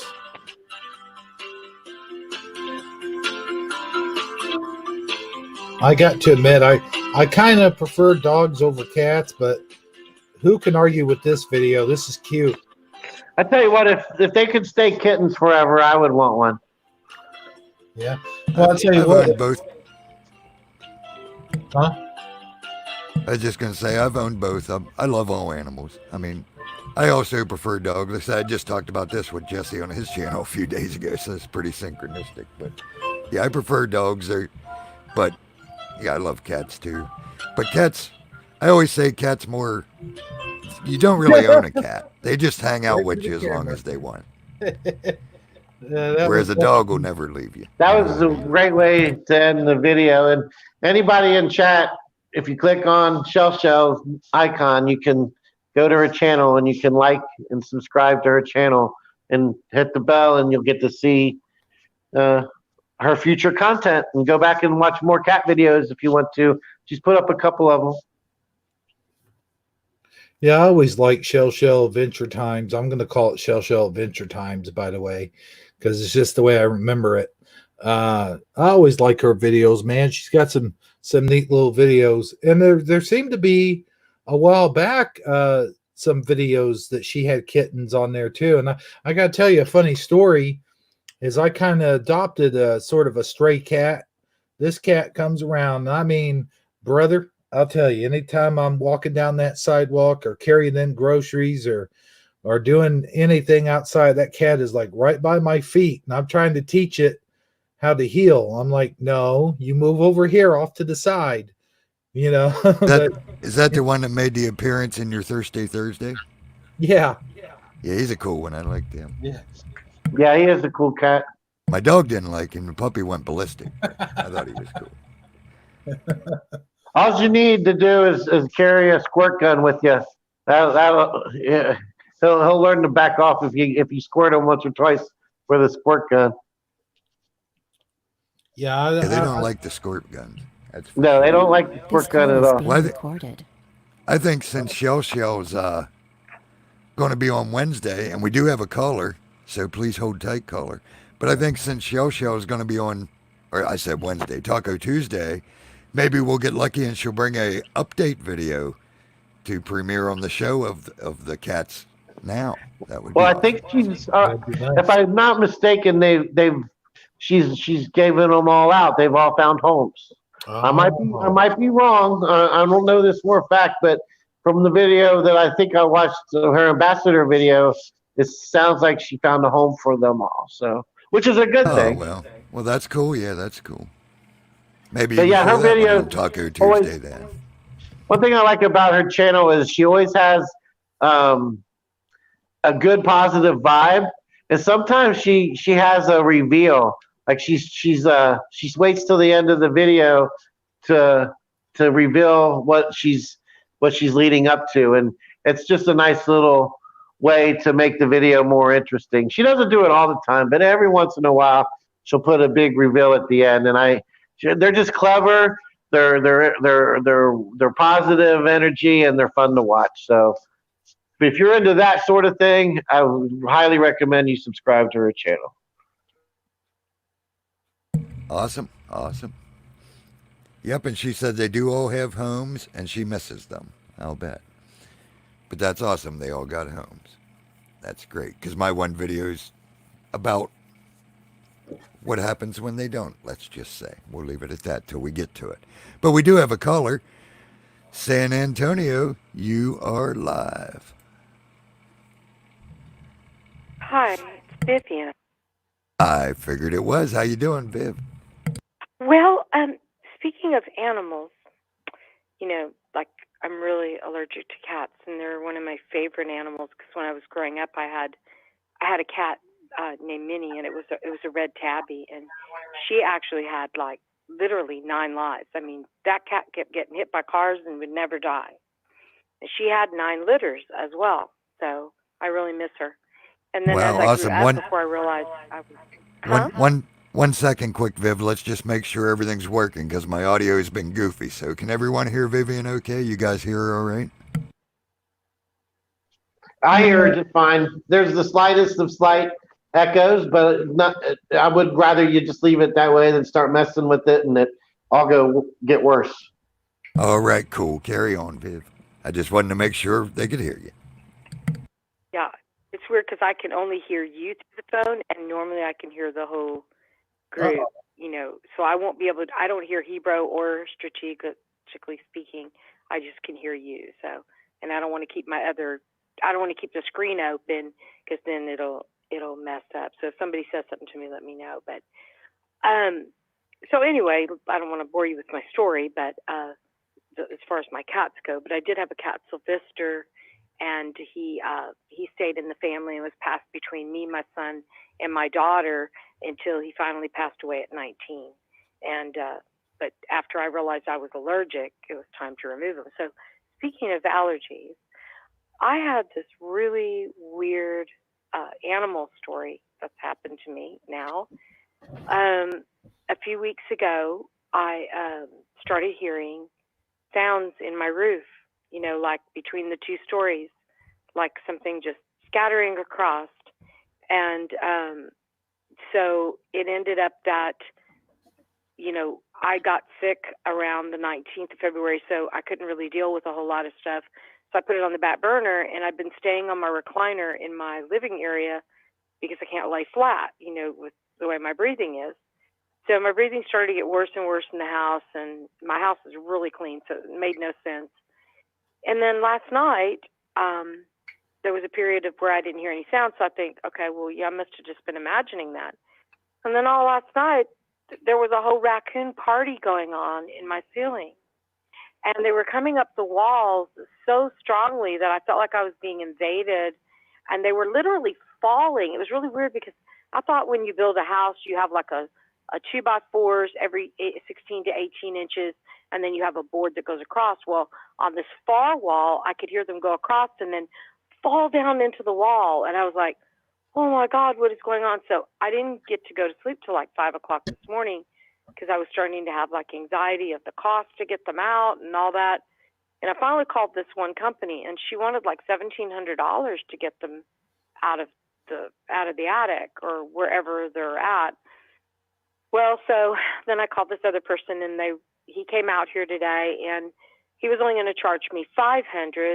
And I was like, okay, well, I'll just, charge it, on the credit card as usual. But then we went outside, and about 5 years ago, I had a raccoon cut a 2-foot by 2-foot hole in the medial siding of my top floor, so the inner part. So I put a metal siding up there and just painted it the same color of the house because I'm like, I ain't doing this anymore. I'm not going to put up any more of this hardy siding or this, stuff that's chewable. So this guy, we went outside and we looked at everything, and it was going to still come to about $500 until we saw those holes. And now I'm looking at probably a little bit over $800 of work because I have to tear the whole siding off the front. So I think I'm just going to go with metal still. But the big issue with this is I used to own a rat. It was a pet of mine. His name was Sammy. And I didn't realize that rats and cats and raccoons and opossums and all those fun things have the same similar hair.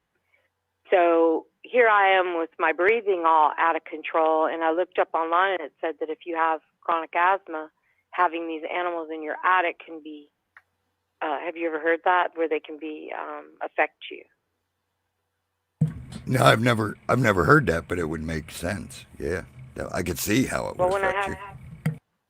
When I had the rat, he was my friend. His name was Sammy. He was an actual pet rat. And I had gotten this sick a few years ago, and I no longer could keep him. I put him up on Facebook for free, and this lady showed up. She took the cages, everything, and it took about a week for me to regain my strength.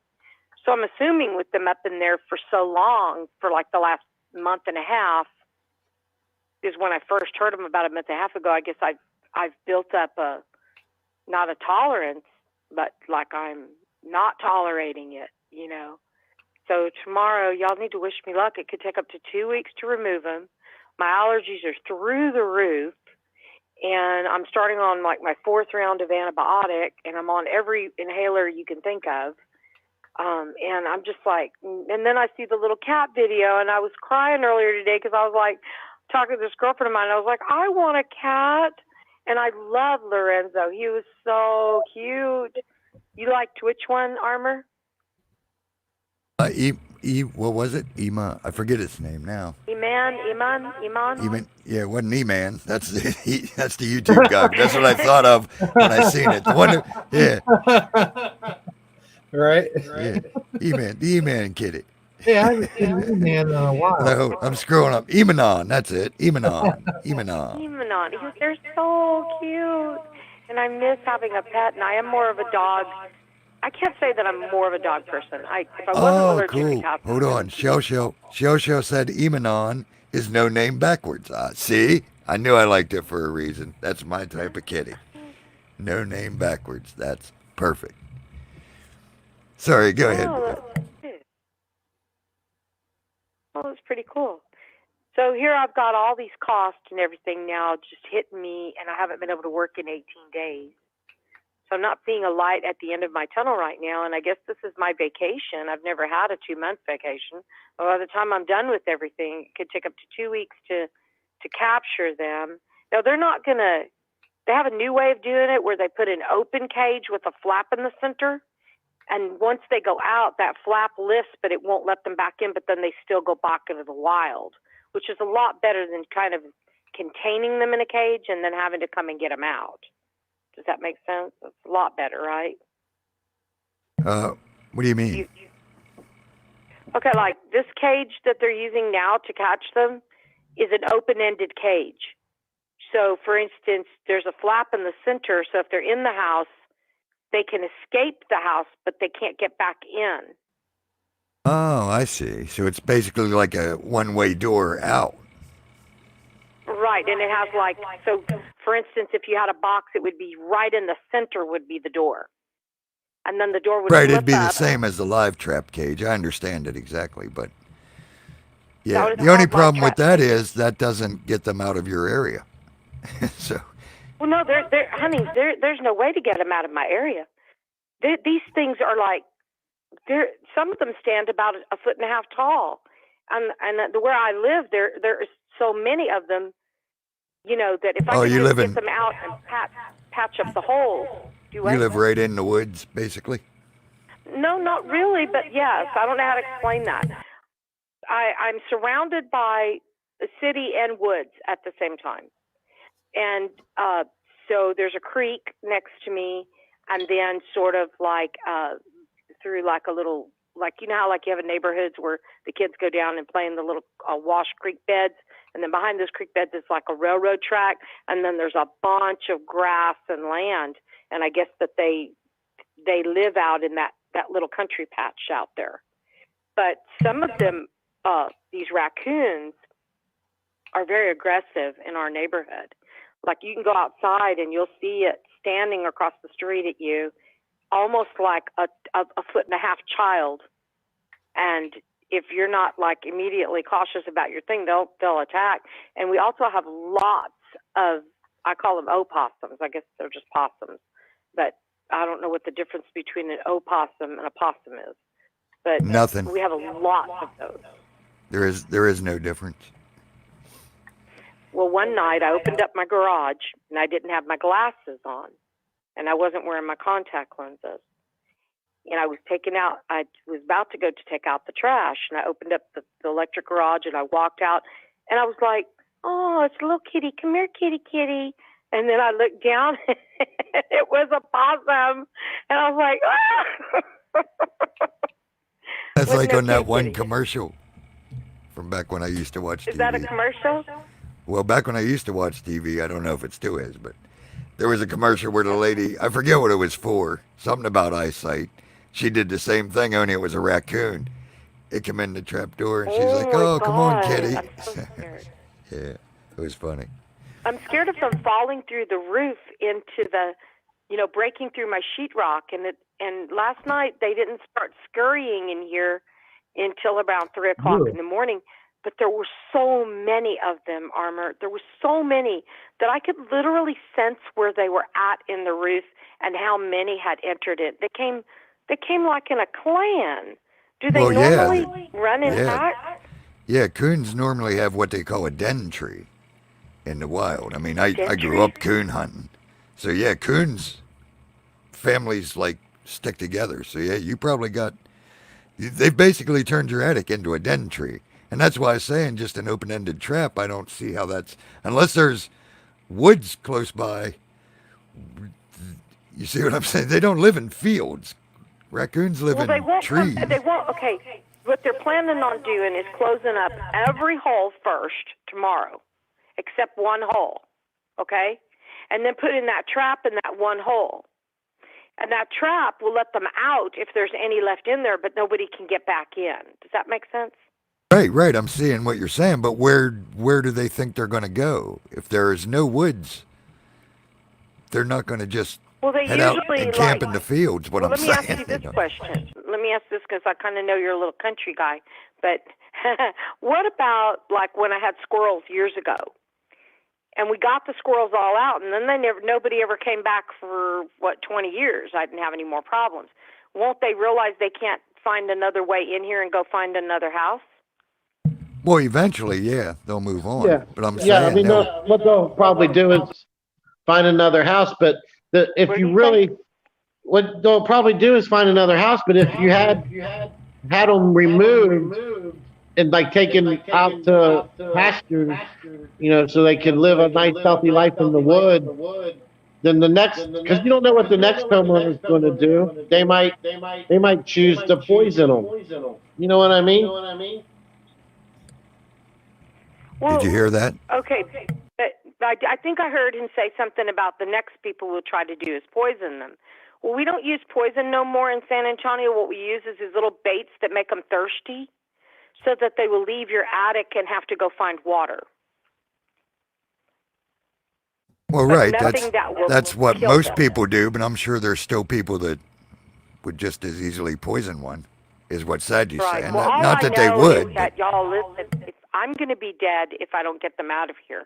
I can't breathe. Well, Right. that's my point. I Just mean, that's my point. That's why I'm worried about you. Just giving them an exit isn't removing them from your breathable area. That's my whole point. Why are they not live trapping them and taking them to woods away from you? That's my whole. That's the whole Well, thing every I'm saying. single house in my neighborhood was on this Nextdoor app, and there was all kinds of people on there that are having this problem right now. So my whole neighborhood, but being in my immediate home itself is where it's really affecting me. If they were outdoors, if they're outside, it's not going to be as powerful to me because I got cats who swarmed outside. Like at one point we had a cat infestation in this neighborhood, and there was like 150 stray cats until there was a way that they started just going. But I'm not going to be able to control what's outside of me, only what's within. And once I can get them out, then hopefully there won't be contained in my actual home. Does that make sense? Because my allergies are not going to be as bad if they're in the neighborhood. I mean, I'm not going to be able to. I'd have to leave my house and sell my home and move. And where would I go? I'd have to move into the city, and the city's probably got rats. So everywhere I go, there's going to be an allergen. But I think with having, how many do you think is up there? If I'm hearing lots of coming in at once, I heard like up the fireplace wall. I could literally last night. I was actually freaking out. I was so Usually it's because I watched a video too because I wanted to know if they could actually fall through the sheetrock, and they can. They can chew their way into the sheetrock to come into the actual house.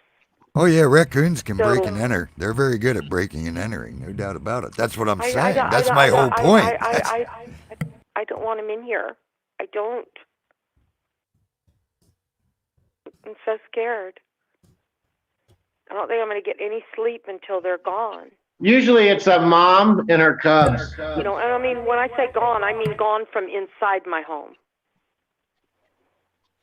Yeah, usually when they post up in a residence like that, it's a mom, it's a family. You got a family who's moved in, and they're not paying rent. They're not paying rent. Exactly. God, I just got through saying that earlier, Sag. I was saying, man, they're just squatting up there. They're living for free. There's no rent going on, and they're destroying my house. They've done, okay, if some other company would have came out, it would have costed me $600 just to do the front siding. So everywhere that there's these holes, I'm having to go. But by the time I'm done with my house in the next 5 years, if I make a 5-year plan of this and I do, say, one side of my home at a time, I'm going to have full metal siding painted throughout my whole house. So I don't think they're going to chew through the metal. No, They're eventually not going to probably be able to not. get back in. Yep. But it's so nerve-wracking because I think that this is what's caused me to get this sick this year. And I'm really scared. I mean, what do I do if I'm laying flat on my back on a reclining chair, sick, and one fell through the roof and hit me? Wouldn't it bite me? Well, Or do you, raccoons usually aren't aggressive. If you corner them, yeah, they're going to fight. I mean, they'll tear you up. But they're not. I mean, if one falls in the middle of a living room with you, they're going to try to get away more than they're going to try to go for your throat. You know what I'm saying? Now, if So you they got just one in open a a corner door? and there's no way out other than through you, well, yeah, then they're going to try to go through you. But, I mean, if you then see a open raccoon the out in the door and they day, should go run out the door, right? yeah, if they see a way out, they're going to take a way out before they attack a bigger creature, which is what we are to them. You know, it'd be like them coming up against a bear. They're not going to attack a bear. They're going to try to run. Now, if they get cornered, yeah, they're going to fight. But same sort of thing. They don't, we're just a big creature to them. They're just going to try to get away.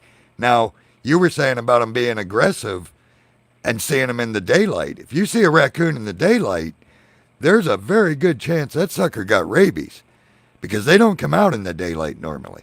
They're nocturnal No, it's usually creatures. like just at dusk. You know, when it's starting to get dark, they will come out and stand in the streets in this neighborhood and look at you. Now, I've had some strange size animals. Like, I've got a video, and I can't show it to y'all right now, but I will find it and maybe another time share it with y'all. I have a video of literally vultures that never in my life have I ever seen vultures come down into my neighborhood. And I've been here in this neighborhood for 23 years. And their wingspan was almost the size of the street light. I mean, they were huge. These things are huge. You would have never expected their wings to be like 6 foot wide. You know, and because I guess because you see them flying so high up in the air, you know, they look tiny. But I've had, I have a video of all these, like, I guess they're called vultures, right? The ones that come down and eat animals and stuff. And Yeah, I had a for the whole, most part. right outside of my window, out in the street across the way, I took a video of them just hanging out in the street down below in my neighborhood. Do you know what the spiritual meaning of a raccoon is? It's hilarious. I was looking it up and I said, well, now that I've learned my lesson, can they move on? It's because it says that the spiritual meaning behind a raccoon is to teach you that there's nothing you cannot handle alone. Well, okay, I've learned my lesson now. So I know this is going to sound crazy, but I've been talking to the raccoons all day today.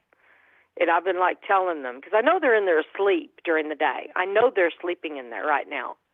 And that they get more alive at night, and they go in and out at night to go get food. They are. So I'm sure that they're all up in there just napping till it got dark, right? Mhm. So I was saying, listen, you might want to pack up and leave because, I don't want anybody to have to kill you.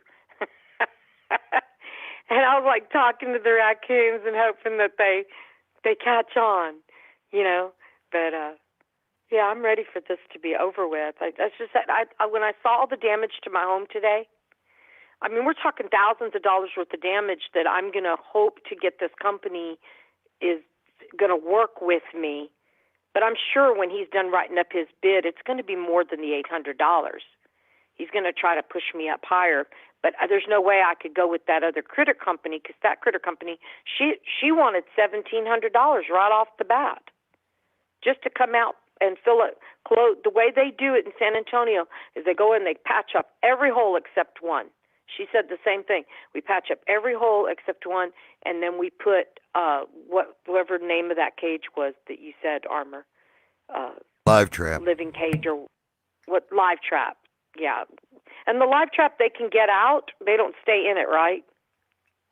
No, not the ones I'm talking about, but they're the same as what you're saying, only I've the ones used, I'm talking about don't have an exit. You go in, they stay in, Yeah. then you take the animal and release it back into the woods. right. That's what I'm talking about. That's what I have used on several They're already occasions. making 2 feet. The hole that I went away to the coast in 2015 and came home, and there was literally a hole in the side of my home big enough for me to climb through. And the only thing that was left was the beams and my sheetrock. I got home just in time to get them before they actually entered the house all the way. Like it was just a miracle that I didn't come home to my whole house ransacked because they're little scavengers, aren't they? Yeah, basically. I mean, they're not a scavenger like a vulture type scavenger, but yeah, they'll come in, and I was camping one time, for instance, and we heard all this noise outside the tent, me and my wife, and we took our flashlight and peeked out, and there was a whole family of raccoons on the picnic table because we forgot to put the loaf of bread away. So they were having bread. So yeah, they'll come in, raid garbage, stuff like that. Oh yeah, just like raccoons. And they have hands. They're not like a normal creature. They got hands. That's what I'm saying. Hands? Raccoons they're interesting. Yeah, I mean, Well, I call them they're definitely hands. not They covered can by use my them like homeowner's hands. insurance. Oh wait a minute, I thought you were talking about What possums. Lorraine asked if they're covered by my homeowner's We're insurance talking about plan, and I'm like, raccoons? no. Yeah, there's we're nothing talking that's about covered. It raccoons. all has to come out of a Okay, credit I'm card. sorry.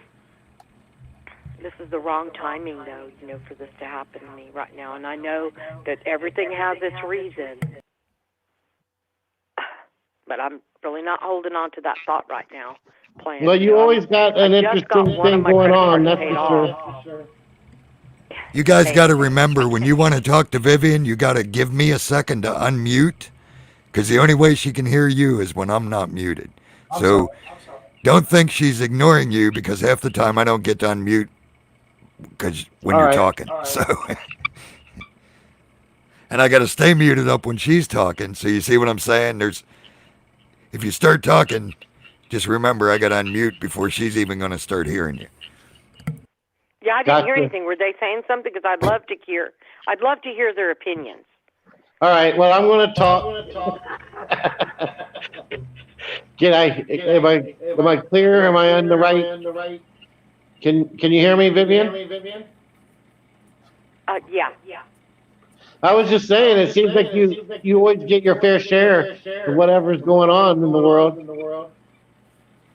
Like you always got something that's coming at you, trying to test your patience and your ability to overcome. My peace of mind. I mean, it wouldn't be so bad if I could breathe, but because this is taking my breath away, at least I know now what was doing it. But if I could breathe, I could handle it. It's hard to get up. Like, just to deal today, I was standing in my bathroom feeling like I needed to be in the hospital instead of here. And, so even being on in-home oxygen isn't helping me right now. I have my oxygen concentrator, and it's not working for me. I'm still not getting the air because I'm saturated by everything I'm allergic to. It'd be like people have neighbors filled with cats, and they can be allergic to cats, but as long as they're not living in their home, you're okay. But the minute if I moved a cat in my house, I have to leave. You know what I mean? Yeah, I'm allergic to cats too, so I know exactly what you mean. So have you any And I what didn't else? mean to be a Debbie Downer on today, but I really need some prayers because. Well, we'll definitely send you some prayers.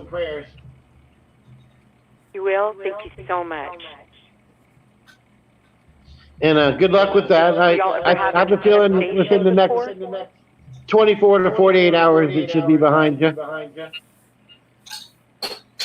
I hope. They said it could take up to 2 weeks. I'm like, why?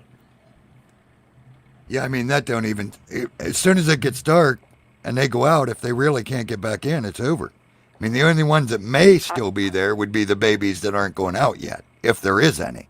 Oh, But okay. if they go out, they're going to go out tonight. It ain't like they don't go out every night. So as soon as they go out tonight, then according to them, it's done. They can't get back in. Well, no, they're not hooked up yet. The cages aren't going to be on till tomorrow. Tomorrow is when a lot of the work is going to begin. Tomorrow they're going to cover my gables, all my gables with a mesh that will stay there from now on. It's like a thicker, it's not chicken wire, it's the little squares, And so they're going to cover my gables with that. And I've got 6 gables on this house. This house it's got like lots of layers to it. So there's a lot of gables. So I've got to have all the gables covered and all the holes patched. And then they're going to put the cages. And then there's going to be the next day, I think, they're going to come here and supposedly fix that one area where the siding needs to be completely 100% replaced because they can't do all this in one day and squeeze in other jobs. So it's going to it's going to be more like a week out before anything really happens. But I guess what you're saying is once they set those traps and they go out, unless there's babies, but they did tell me that I'm catching this just before breeding season. So if I'm going to get them out, this would be the time to do it before I have a baby, babies. Right. It may take a week to get all your construction type work done, but what I'm saying is the minute they put that cage in, that night should be the end of your raccoon problems, especially if they don't have babies right now. So I'm going to believe you. I am. I hope. Well, if not, their trap didn't work. It's that simple. I mean, there ain't no believing me. That there's another. The only other way, and I hear you, is that there's a hole we're not seeing. Okay.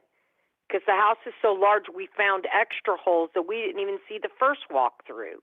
We went and walked through the property for like 10 minutes, looked at every single area and found 7 holes where they could get in. And then all of a sudden, we didn't even see you had to walk out across the street to be able to see close to the rooftop at the top of the garage to see where the second story kind of comes down on half the garage. It's called like a half story. And so where it met there were these gigantic holes we missed. So I guess the only other way it would be is if we don't get all those holes closed. So we're just going to believe it's all going to be taken care of. It's just that this is so messed up. This is so messed up right now. I've got 2 traps. I've been sitting here watching my work go down the tubes, my health go down the tubes. And maybe after that, once they're gone, it's going to take me. I forgot. Once they go up in the attic and clean up the feces. Hebrew, you can't start talking and then stop because the minute I unmute, you're done talking. I'm sorry, man. So say what you got to say, dude. Go. I was just going to say I have 2 traps if you want me to mail them to you. I don't know how that would work because traps, I'd have to watch those traps, and if they died in them, then I would be, then I would be killing them. No, they won't kill them. It just, my thing is that they've got to go up and clean the feces out of there. Too, that could be making me sick as well. I found out that that all their urine and feces that's up there. I don't smell anything. Yeah, I find it amazing you're going to get all that done for $800 myself. Me too, but it's going to happen. It's going to happen. I mean, I didn't hire the humongous, expensive professional company, but I hired one that does it. That's not, bonded and insured and licensed. I mean, he's licensed, but he's not bonded, and he doesn't have all the bells and whistles. But I'm going to have to, I don't mean to say this in a negative way, but beggars can't be choosy. I've got to get them out of here and be able to do it at a budget I can afford. But I do hear you that once they go out, if there's no babies, they should just dissipate. But then it's going to be a while before they're going to go up in the roof with the shop vac and pick up all the feces in there. And I'm sure the urine would just eventually, I'm sure they pee in there too, right? Yeah, I'm sure they'll spray some type of ammonia or some type of something for that, I would think. Well, I'll make them do it. I've had to I hate to say this, but the people that I hired, I've had to kind of show them what needs to be done. I don't know how to explain that to you, but I've had to kind of like say, look at this. This is where you need to mesh in. This is where you need to close in. So a lot of it has been just educating myself since 4:00 in the morning. I got off Scare Performance Show at like 3, and I fell asleep by 5 because I couldn't sleep anyway. So I spent most of my time watching videos on how and what and to do. But physically, I'm kind of incapable of doing this. This is one time that I can actually say, I need a man. I need a man. That was a joke, y'all. Come on. Here's some laughter. Well, I don't mean. You're telling me you had to show these guys what to do. Vivian, sometimes going with something just because it's cheaper. I mean, if they don't even know that they've got to block every exit, don't sound like these guys they got that, really but know anything. There was some areas that they did not know they needed to block. Like there's a place that comes down outside of my house. It's this long, long tube where my air conditioning pipes all go up in there and the electricity. And down at the base, that thing is about maybe a 5 by 5 square. And there's a way to put metal mesh under there to keep any kind of rodent from going up in through that trap too. So that he didn't seem to know about, and I showed him, that. So I guess they're about, the guys that came out here look like maybe 34, 35 years old. They're not, but they knew a lot more about how to put the traps, and they own the traps, and so they've done this work before, but I don't think that they're like a critter control company, and she's too expensive. She's starting out, the company that I called, all of them are starting out at $1,700 and up. So that means she can come out here and say, oh, well, it was $1,700, but it took us a little longer. So back in about 1999, it cost me $980 to remove one squirrel from my roof, from my attic. One squirrel. It took me that much money. See, I'm lucky we're not allergic here because I heard my squirrels back in the roof above the living room this year already. He's been running around. So. But I just let him run around. Yeah. Well, if I disappear for a while, everybody will know I'm under, sick and then duress from my house, and I just need to get my health back. I need to get my oxygen. The doctor said I'm only breathing at like a 50% air. So, and I think Shell asked a question. She said she hopes my birthday went well. Well, I spent my birthday basically in bed running about 103 fever. And so that, I think what happened, if I had to like nutshell it, I started to get like allergies. And then the allergies turned into a sinus infection. And then the sinus infection and the allergies were probably coming from my little friends that are upstairs in the roof. And then the allergies dripped down into my lungs, and my lungs became infected. And because I have restrictive lung disease already, it went in and really affected my lungs. And so it's been now, today was the 18th day out of work, out of life, out of everything. Just feeling physically weak and exhausted. And he put me on more antibiotics, so that's just making me crave sugar. So I've had to eat like a lot of bananas and apples and things to try to keep my mind off the fact that I really want a carrot cake. I really want sugar right now. So that's probably the antibiotics, I'm sure. Can I talk? But I don't want to keep up the line. I know I've talked for about 20 minutes or so now, and Yeah, Hebrew wants to say something. Okay. Well, actually, it's Sadie. Oh, Sagi, sorry. Yeah, I noticed. I think it was you. I saw in comment yesterday talking about how you wanted a Girl Scout cookie so bad but couldn't have any. Yeah. But yeah, just keep doing whatever it is the doctors are telling you to do. Stay on your oxygen. Try to stay positive. You'll be in our prayers, and call back next week or on Sunday and let us know how you're doing, or at least show up and chat. I will, and as far as staying positive, that's the hard part right now, y'all. That's why I called in. I figured, hey, maybe some friends can uplift me, because staying positive right now, I've been doing a lot. I've been being real female today. I've cried most of the day today, which is probably good because it'll kind of clean out my sinuses, you know. But, you know, I just kind of want this feeling to stop. I just want to get at least my life back on some track. But well, I know with the prayers and just the energy of the love from y'all, I'm gonna pull it together. And next time I call, I'll be like, hey, I'm raccoon free and I'm my health's back. So I hope y'all have a wonderful evening. All right, you too, Viv. Okay. All right. Night night. Yep. Bye-bye. Bye. Bye-bye.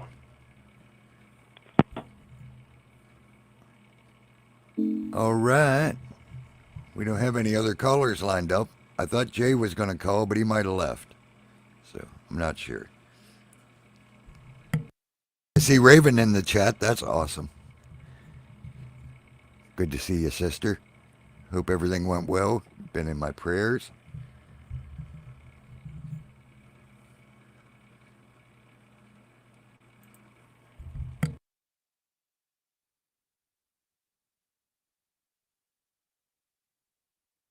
Are you guys still here? Am I alone? What happened?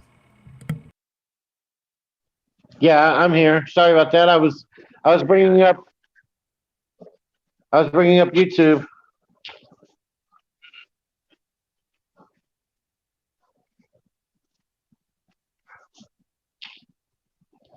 Can you hear me? Yep, I hear you. All right. Awesome, Raven. That's good news. We'll continue to pray till it's totally done with. Hey, we got another caller.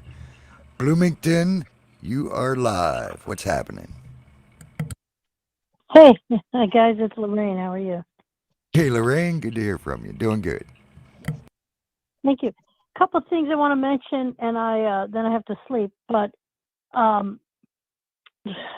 I'd put in comments. Look up the Mike Rowe Works Foundation. He's the one who was hosting the show Dirty Jobs, and he has a foundation that helps people with some scholarship money to go and learn trades, because there's a skills gap. And there's a lot of positions, you know, training that people need, but they're not going after the training. They're not getting enough people, and there's plenty of work. So you can find him on Facebook with that. He also has a show on Facebook called Returning the Favor. And they get suggestions from people around the country of, you know, people in their own community who are doing something good, like some kind of charity work or getting food to the hungry, or one guy built in his retirement, built a golf course so that the town had a golf course and people could go, things like that. So then they do a show where they show up and they tell them that they're interviewing them and doing a documentary, but all along, in the end, they're going to surprise them with some money and gifts of things that are going to help them continue doing what they're already doing, that helps them along in their mission of the good work they're doing. And it's one of the most uplifting things I can see. And it's a show on Facebook called Returning the Favor. And they have their own, the Returning the Favor Effect page, I think they call that. So even if you know someone in your community who's doing something good, you can, suggest them to be covered. So that's one thing. But yeah, he's all, with the Micro Works Foundation, he's trying to help people realize that college isn't for everyone, and someone's got to know how to keep the lights on and fix the plumbing and all those basic skills that we need. The other thing was, I have to say, I know it's a lot I'm covering. There's a book, I started to read it. I have it packed somewhere because I had to move. But anyway, it's called Generation Debt. And it came out at least 6 to 8 years ago. And this young woman had talked to the younger generation of people and how all these college students are now graduating, but they have so much student loan debt. And yet when they get out in the workforce, they're not getting the good jobs that pay so that they can pay down the debt.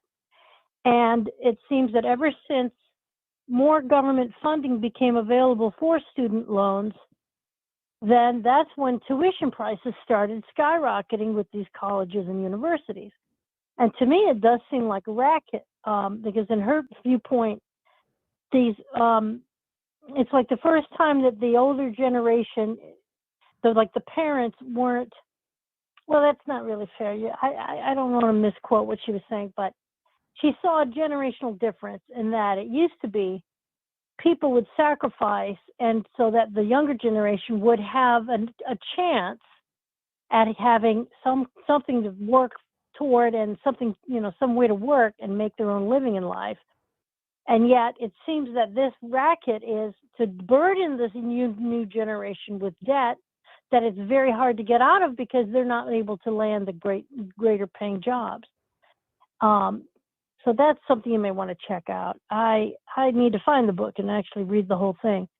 But I also felt, from knowing all this about the student loan crisis, I felt like, I remember when I was in college, I felt like, oh my gosh, I've got to finish. Everyone else is, going to graduate on time, and I've had to take a little time off, or, and I felt pressure to get done. But I would want to tell people, look, if you took 6 years or 8 years to get your degree, and you did it without going into much debt, that would be better in the long run. Because then when you're done, you can go work the first job you can get so you can start making money and work toward getting a better job. If it took 10 years to get your undergraduate degree, that would, to me, would be worth it in the long run. But on the other, so that's what I think about the finance part. On the other hand, like I put in comments, if everyone had a college degree, it still wouldn't help if the companies are only going to pay the people at the very top the most money. And they're not going to pay a livable fair wage for the people who are doing 98% of the work. So the degree doesn't help you. I have a degree and it hasn't helped me as much as I was led to believe it would, So the answer isn't everyone go and get a college degree. I think the real education has to be, we have to help people understand how to be resourceful, go try to work, try to get a good job, do all that, but also be resourceful. And like you, was it you who said your son, or Sagitericaly was saying his son has a side business that he came up with, selling something using the internet. That's great. Learn how to run your own company or business and how to use modern technology to make a profit.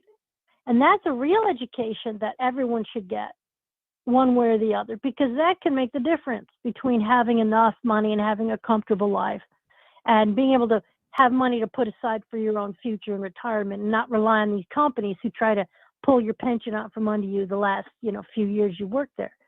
So there's a lot, I've got a lot of opinions on all this from what I've been through and what I've observed. So anyone else want to make a comment? I don't mean to run, there's a lot I had to say, but I'll listen to anything you want to comment on if you want to. No, all I got to say is, yeah, that's awesome that Micro has that foundation and stuff. But the problem is the willpower to do it is what I see as the problem. There's still people around here that weld and do mechanics, but they're all the older people. That's my point. The younger people just aren't interested in it. So even though those things are there, that's awesome, but they got to want to do it. That's what I see as a lack of desire for the most part. It is basically what I was saying. He even has them, he has a, I don't remember the wording he gives to it, but it's almost like a a commitment contract, which is like 12 things listed, saying how, like, I realize that I'm responsible for my own success. I agree to show up and make my best effort, things like that. You'll have to research it, because he sees that part of it is the attitude, that Right. you've got to be willing to show up, learn, and then, take action, and not, I don't know, not expect it all to be handed to you. But it's like a commitment. Oh, I know what it is. It's the commitment that if you want funding and a scholarship, you have to agree to this. And that's how they're going to help you, because you have to, recognize these are the 12 things you're going to need to do. And it's nothing terrible or horrible. It's just a very well-written statement about the work ethic that I know Awesome. you, like you said, a lot Yeah. of, you don't see a lot of people have.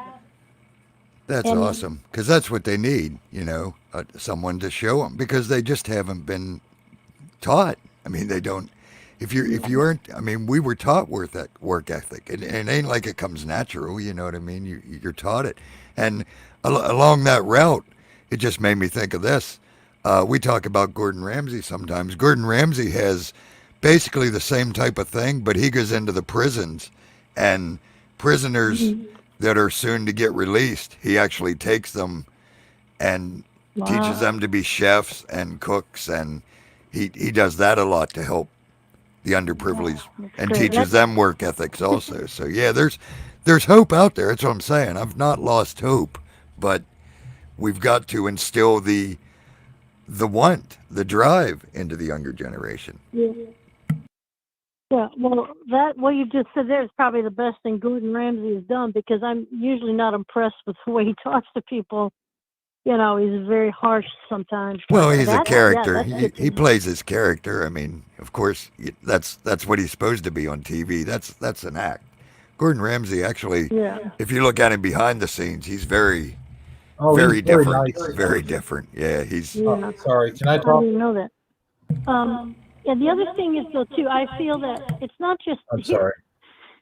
It could also be whenever if no one's shown any of these people an example of here's a job you can go to, and this is what we expect, and this is where this is what you can grow into if you do X, Y, and Z.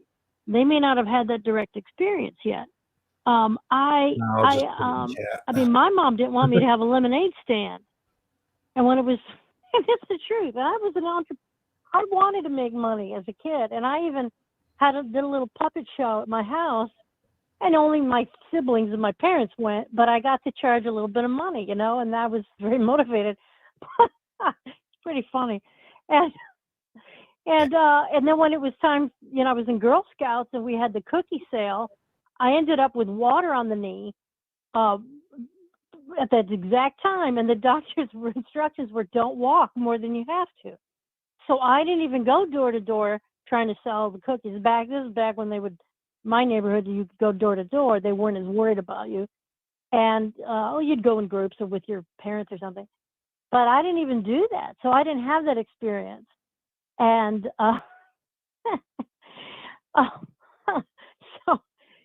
so I was denied a lot of that myself, but only because of the parent I had.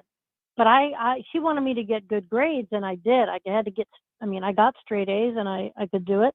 But I put a lot of work and effort into that. I did not have the freewheeling teenage life like a lot of people have. Homework was job number one. And then I did some other things like school plays and stuff like that when I could. So, but anyway, that's some of the good news. even working, even though your mother didn't push you to the work part, she pushed you for the good grades, which is the same thing. It builds character. It shows you that if you want something, you work for it. Like you said, you worked hard and you got straight A's.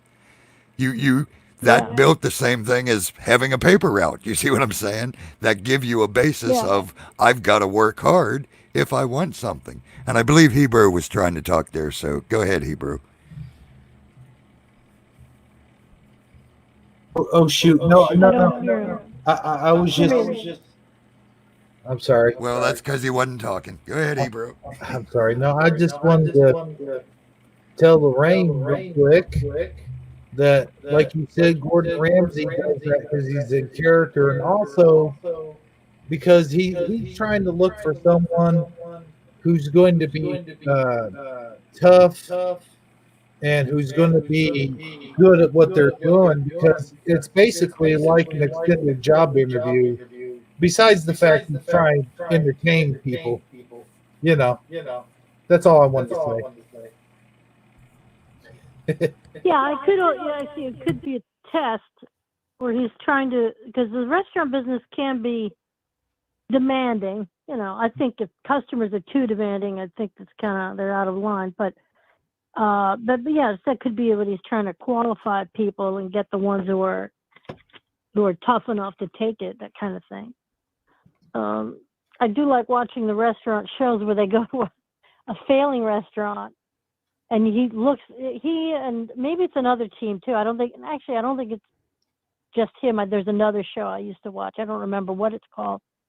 And you could look and see all the things that they're doing wrong regarding the way it's set up, how the sad decor, the bad food, the dirty kitchen, and all this stuff. And you're like, well, no wonder you're not making money. Well, one case they weren't charging enough. They had not changed their prices for years, and they weren't charging a fair price, so they weren't making much of a profit. That type of thing.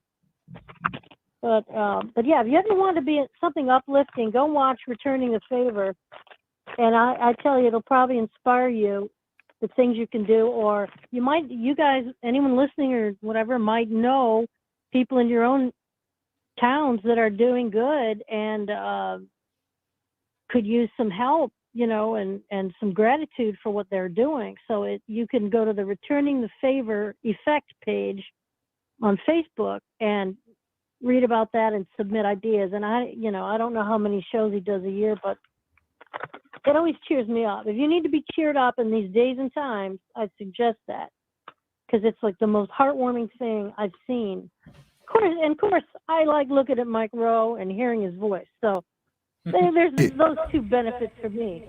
He doesn't have a YouTube page. I don't know if he does, but this is on Facebook. Yeah, I don't do Facebook. That's why I was asking if he had YouTube, because I don't do Facebook. Well, if you go to Facebook, I don't know if you have to have an account in order to watch the show. It might be some things are public on there, and that might be public. You don't have to have a membership to watch, but you'd have to check it out and see if that's how it is. Well, I got a Facebook account. I just don't do it anymore. But I still got an account. Yeah. Oh, well, I'm just suggesting anyone who needs to be uplifted, watch those shows, and they're always good, and it's the coolest thing. And then one time he even had people from other episodes that he'd helped participate and help this this other group or people in a new episode, and it was like a reunion almost. These other people. There's these women. There's one called I think they called the episode "All the Shingle Ladies," because it's these older women who volunteer and go and repair people's roofs on their houses for free, because they want to stay busy and they know people may not have the money to fix their own roof. And it's you have to see it to understand how great it is. It's yeah, it sounds awesome.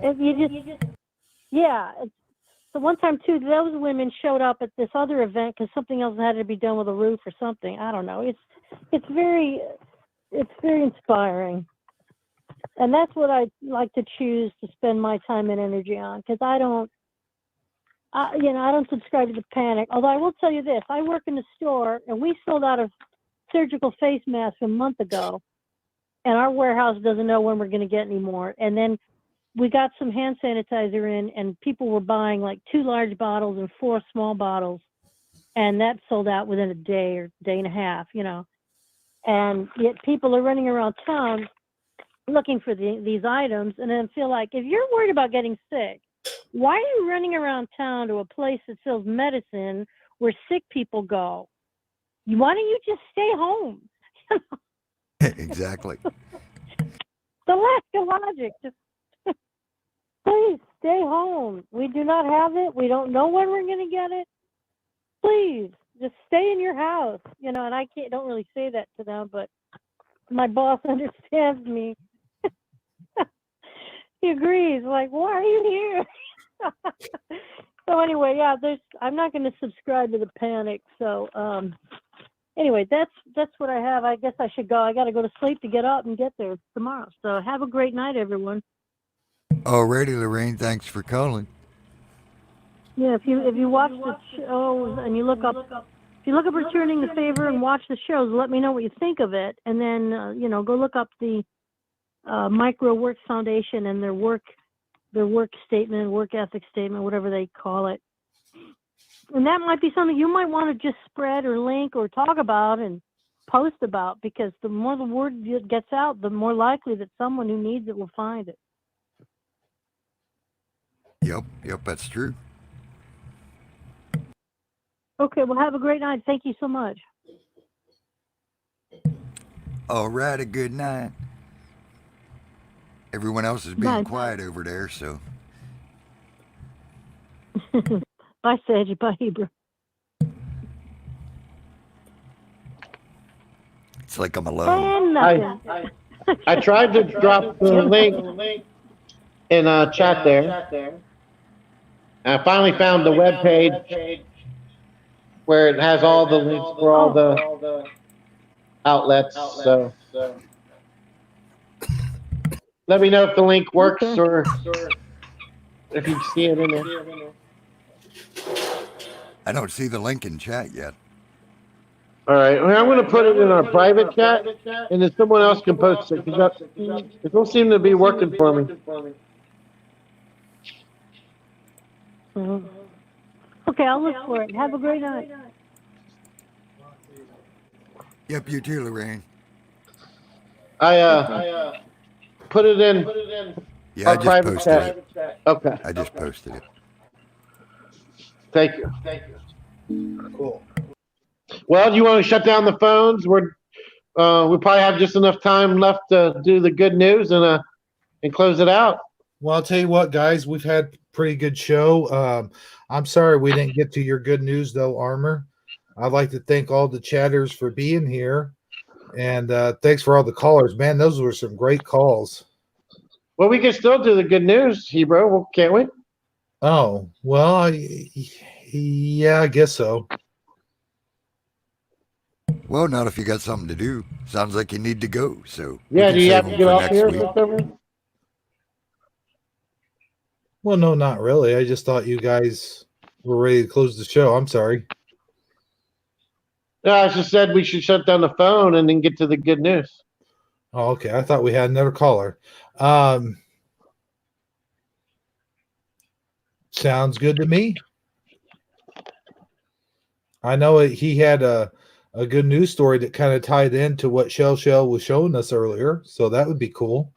About the dogs. I got 4 stories lined up. All right. You might want to take the phone number down, though, because I shut the lines down. Oh. Okay.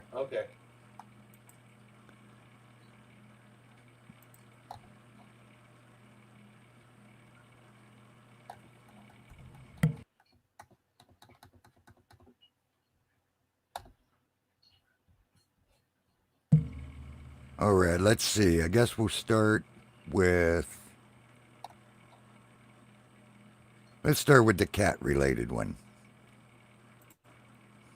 Sounds good. Since it all ties in with what we were talking about earlier. All right, let's do it. You're in the stream. All right, man recycles 150 old coolers into makeshift shelters for feral cats. One man from Utah has been protecting stray cats from the cold by recycling old coolers into makeshift shelters. Philip Rudgick first began his labor of love back in November as a means of providing some extra comfort to the feral felines around his home community of Ogden. They're living creatures to me. Living creatures deserve to have their basic needs met, Rudgick told KSTU in the interview below. I'm giving them a second chance, one way or another, he said. Here's a picture of the kitty checking it out. Using a 6-inch drill bit, Roger crafts each cat cooler shelter by cutting out a hole in the side of the cooler. Once he lines the holes with strips of pipe insulation foam, he fills the cooler with straw for bedding.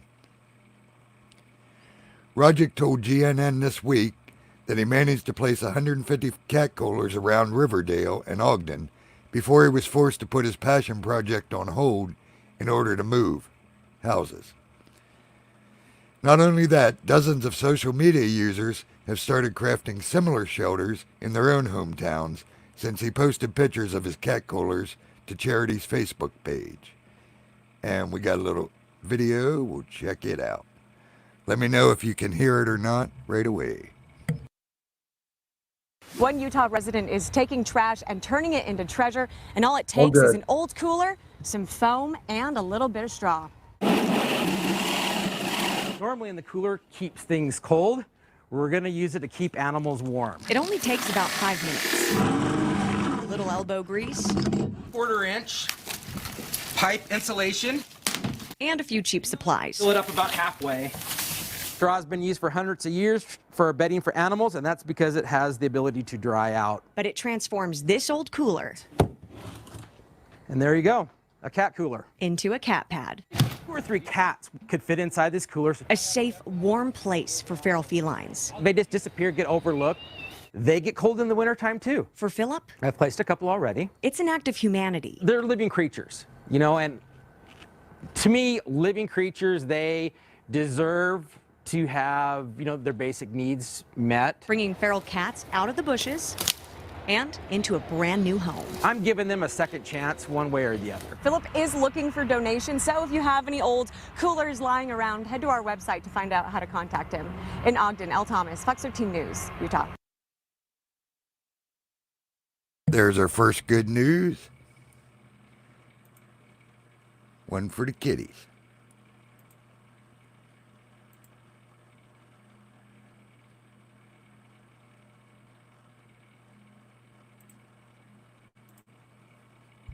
Calm down, everybody. Calm down.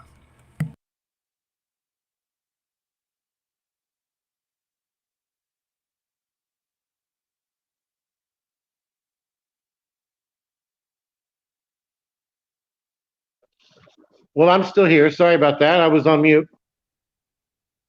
All right, I'm just waiting to know when the next Yeah, one I was on mute as well. I do apologize for that. You know, that's a very good, innovative idea, man. Taking the coolers and turning them into something useful. That's what I should do with all my old coolers. Is just like make cat boxes or heck, even dog boxes. If you got small enough of a dog, you know. Yeah, or big enough cooler. Some of them coolers are like for across your truck bed, so they would make a dog box. Right? Yeah. Yeah, and it makes sense because they're insulated, so it would definitely keep them warm in the winter. Well, I'll bring I up. have to say, the guy that came up with the idea, he is one cool cat. That's right. That's right. Saggy. Leave it to him to come up with good jokes. Good dad jokes, but good nonetheless. All right, I'll pull up your next story, sir. There you go. You're all set. Alrighty, brother. And yeah, Michael Fontaine said about one. He can send me anytime. If anyone has something they think would be good on the good news segment, just send it to me in my email or whatever. We had one last week from Fizzy. We got one this week from Saggy coming up. So, yeah. Really? Always willing to share someone else's good news if they come across one. Cool. All right, the next one. Let me get a sip of coffee. Next one's called Woman Won $1,000 Weekly Lotto Payout and Proved Money Can't Buy Happiness by Giving It All Away. This was a last year's story. They're reposting for Throwback Thursday, so we're doing it for Throwback Sunday. Well, it's common belief that money can't buy happiness. Rachel LaPierre is proving otherwise by giving all of her money away. The 56-year-old former beauty queen from Quebec won the Gagnant Lifetime Lottery in 2013, which means that she receives $1,000 a week, and she will keep getting it to the end of her life. So $1,000 a week, every week, for life. Instead of spending her fortune on lavish possessions, however, Lapierre uses all of her money on running a charity and helping the less fortunate. Money is money. When you're born, you don't have anything, Lapierre told BBC in the video below, which we will watch.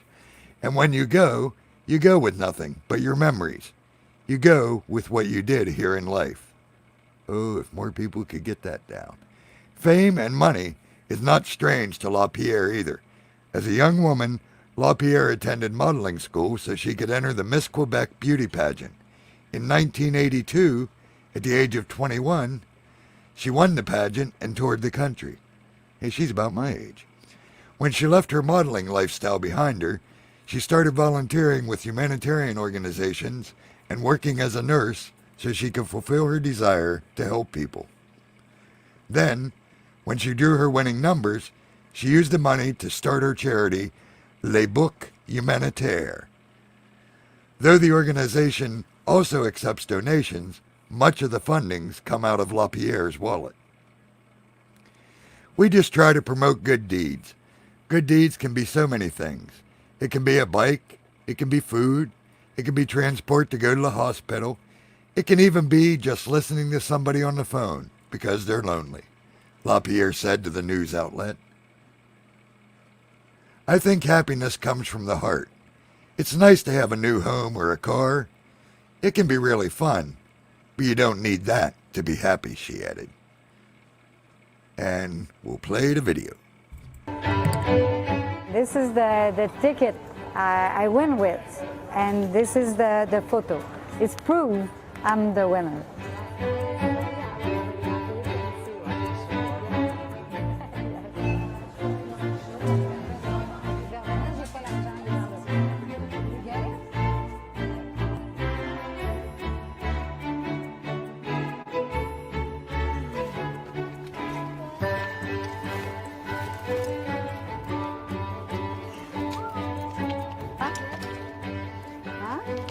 Oh, bien boire.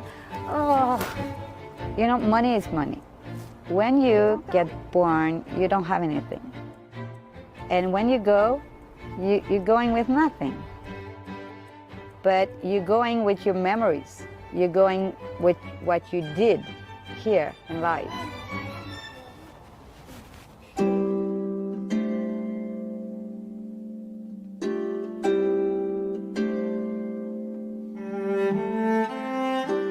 We just try to promote good deed. So good deed, it can be so many things. It can be a bike today, it can be food, it can be transport to go to the hospital, it can be just listening to somebody on the phone because they're so lonely. So it can be so many things.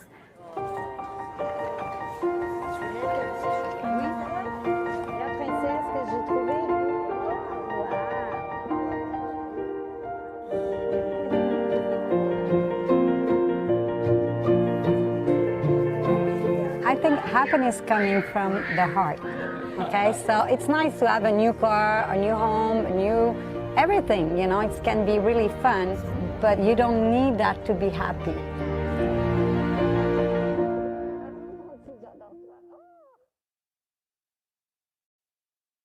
And there's our second good news this week.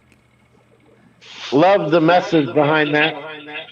Yep, money can buy you happiness as long as you give it all away. Interesting. Yeah, I tell you what, 40 years ago. But I tell you what, Michael Fontaine said, he said earlier, he just realized 1980 was 40 years ago. Time flies by. Yeah, I'll agree with that.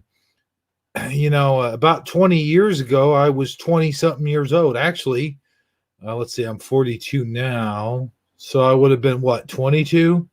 Somewhere around that time, about 20 years ago. Yep. You know, I think it, you know, it seems like to me that time is flying by even faster than usual. And I know that's probably just my consistence. But anyway, I digress. I believe you have another story, sir. All right. Yes, this video Since we did the cat one, we'll do the dog one now, because then the last story is dog and cats. So All right. this video was sent to me by my brother from another show. Oh no, wait, this is Shifty Sunday. My brother from the show, Sagitericaly speaking. So thanks, Saggy, by for the this way, one. I'm gonna a spoiler alert. I'm not really gonna tell you what happens, but it's got dramatic flair. Let's just put it that way. All right, cool. Hey, let me ask you guys this. So, are we saying that this show is going to the dogs? Cats and dogs, my brother. Oh yeah, cats and dogs. Okay, just making sure. All right, here we go. I'm gonna pop it up on the screen, and you take it from there. All right, and a shout out to the channel The Dodo. Please do not copyright us, Mr. The Dodo, because we just want to share the love. So this is for educational and good news purposes only. Shout out to The Dodo. Here we go.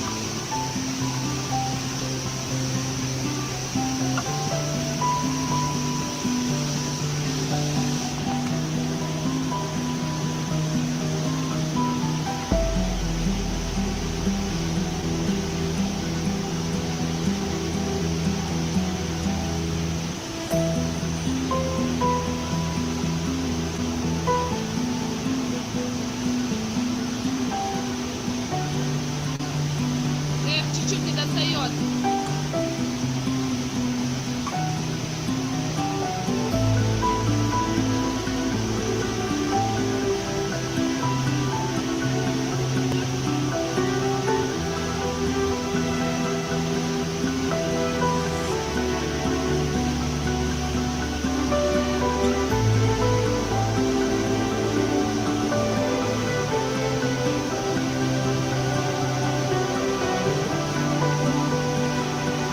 Там хотя бы еще одного человека надо.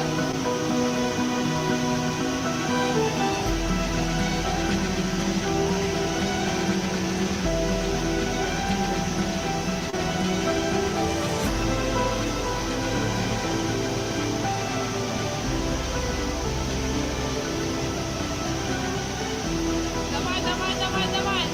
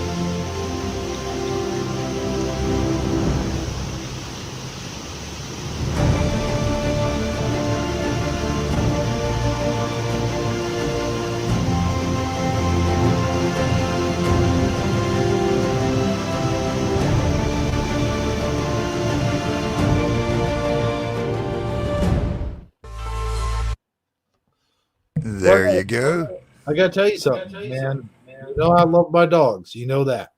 And that was pretty awesome. Those dudes like doing a human chain to get those dogs out of that water, man. That was freaking awesome. Loved it. Yeah, it really proves just how sometimes you got to work as a group to accomplish something. No one person could have saved that dog, but when you have a group effort, that's sometimes what it takes. It goes to show that humans have love in their heart after all. They could put aside their differences and work together as a team, and yeah, pretty awesome. At least when it comes to animals, if we could just get them to do it with fellow humans, the place would be awesome. So true, my brother. So true. All right, let's get on with the next one. I've got it on the screen now. All right, our final one tonight is cats and dogs and an awesome 13-year-old young man who is doing something to help them. 13-year-old has been sewing hundreds of bow ties to help shelter pets get adopted. This 13-year-old philanthropist from Newark, New Jersey has been working tirelessly to help shelter animals across the country get adopted by making them handcrafted bow ties. Darius Brown's sister first taught him how to sew so he could improve his motor skills as a youngster. As he became more and more talented with his needlework, she suggested he use his newfound skill to start sewing bow ties. Shortly after Darius started crafting the spiffy little accessories, Hurricanes Harvey and Irma hit Texas and Florida. And then the teen was heartbroken by the amount of animals who were left without homes after the storms. He then resolved to help the shelter pets find their forever families by making them personalized bow ties. He figured that if the cats and dogs could look extra dapper for potential adopters, they would be more likely to find a home, and he was right.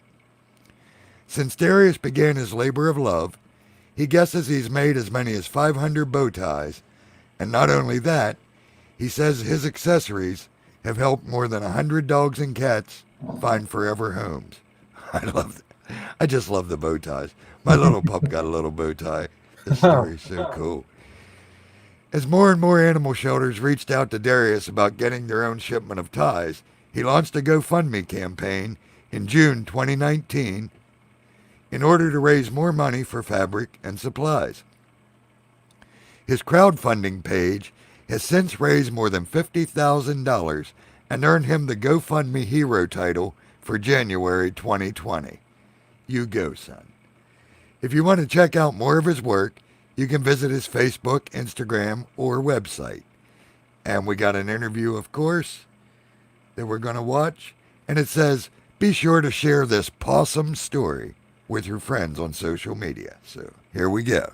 Is using his sewing skills to help animals find their forever homes. This is 13-year-old Darius Brown. The Newark teen is making unique bow ties to help shelter cats and dogs look dapper when they get their adoption photos taken.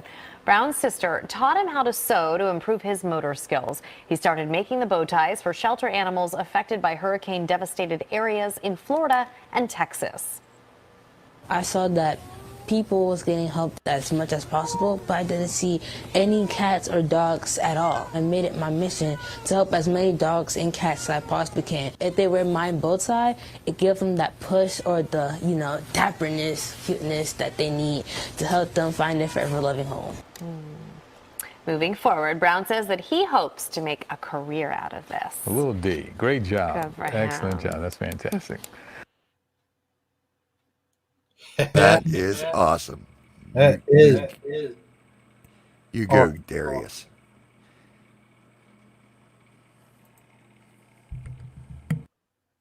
Cool.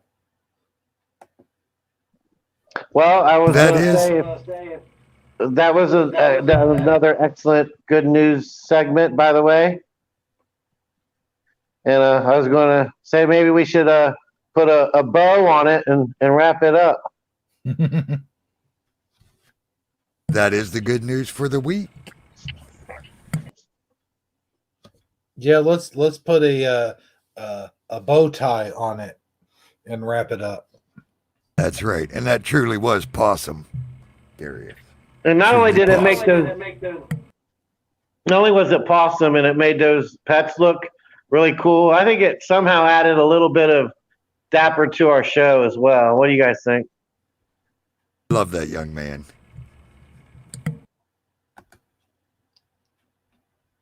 It really is a brilliant idea. I mean, the fact that he thought of doing that in the first place, you know, that's one of those things where, you know, original thought and then followed up by some perseverance and some get up and go do it can actually make something happen.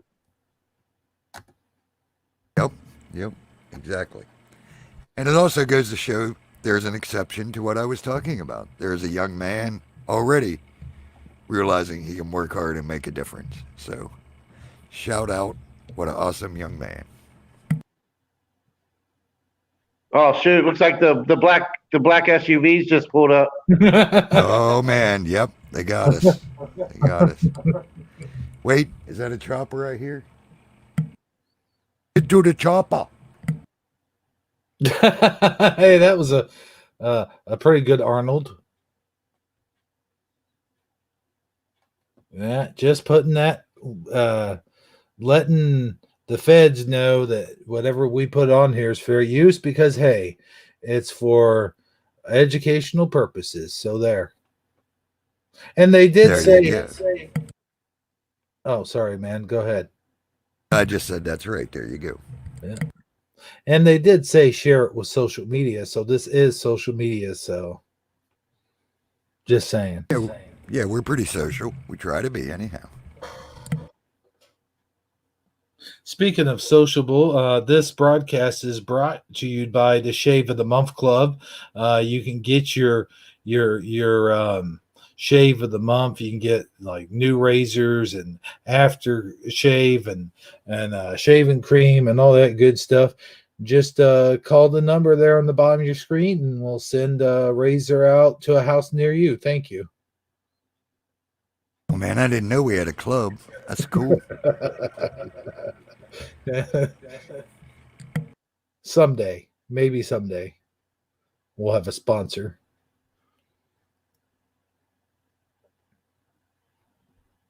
But it is brought to you by Hebrew Teesprings and Armorup Teesprings. Just saying. You guys can go check his stuff out. And then when you're done doing that, don't forget to check my stuff out as well. Just putting it out there, you know. Oh yeah, I forgot I had one of them. I do. Yeah. Well, guys, hey, look, we put a lot of information out there, and we touched on a lot of subjects here tonight, and I do apologize to my Mandela family and to my brothers here on the show that I didn't I hit that switch by accident. My foot touched it, and it did shut down. It did shut down the program. I mean, I guess, but it did shut me out of the show for a little bit. So I do apologize for that. And my final words is this, guys. In 2 weeks, we are going to have the Shifty Sunday anniversary show, and that will be on Sunday, the 24th. Let's see here. Where's my calendar at? Let's see. 2 weeks will take us to, the 22nd. It'll be Sunday the 22nd.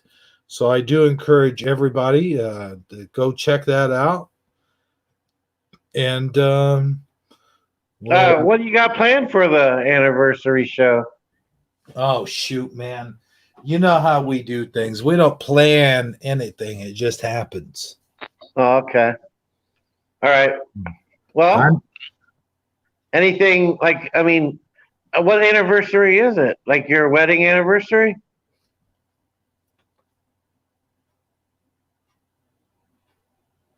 It's the 1 year anniversary of Shifty Sunday. Oh, yeah. It's been a whole year, huh? Yeah, that's right. How exciting. You guys, I strongly recommend anybody who's, anybody who enjoys our show to definitely check that one out. And if you've been following us, it maybe not since day one, but for a little while, we really do appreciate your support, and we would love for you to attend the anniversary show because we're going to try to pay homage to some of the episodes we've had along the way. I think Hebrew and I have already really discussed that we're gonna try to maybe pull some clips together from some of our early episodes to show how the shows came along from day one and how much better or worse we've gotten for along the way for whichever one the case may be. And yeah, I'm really looking forward to it. And I'm going to tell you, if I could pull some strings, we might have some very special guests on that show. And maybe hint, hint, hint, wink, wink, nudge, nudge. Maybe good old Armorup there could pull some strings and maybe get us some special guests. I'm not saying he can. I'm just saying that's the type of guy he is. He knows people. You know what I'm saying? Well, he's in with the good man himself, so he's got a little pull. Yeah, I know what you mean. Be positive. That's right, Michael Fontaine. Be positive. I agree. But hey, always positive. But hey, I was gonna say, like, you guys put up with my crap for almost a whole year. Wow, you guys are amazingly, what do they call that? Strenuous? No. Long suffering, I think is the term you're seeking. Long suffering would be a good one for that. That's a fruit of the spirit, and I'm glad I got it. Yeah, we definitely gotta include some of the early shows where you struggled with saying Sagitericaly speaking. Oh, I don't want to leave any cats out of the bag, but perhaps I may have caught a glimpse of what may be showing, at least parts, and yeah, I think that should definitely be covered also, and I think it will be.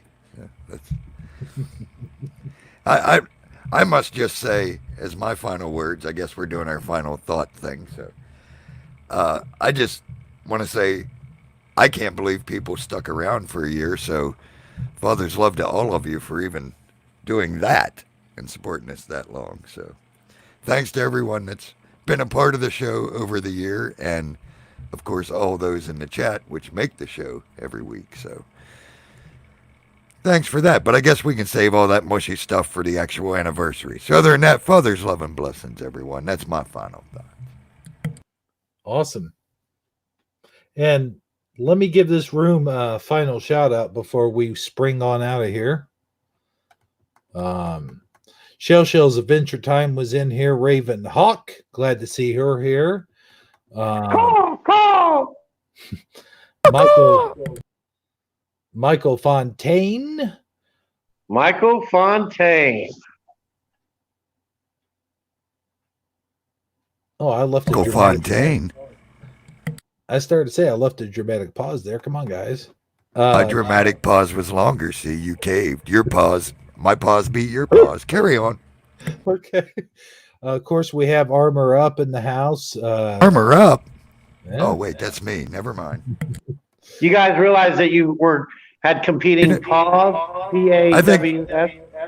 I think that may have been the first time I've heard my name shouted out in a long, long time. So thank you, brother. Thank you. Hey, no problem, man.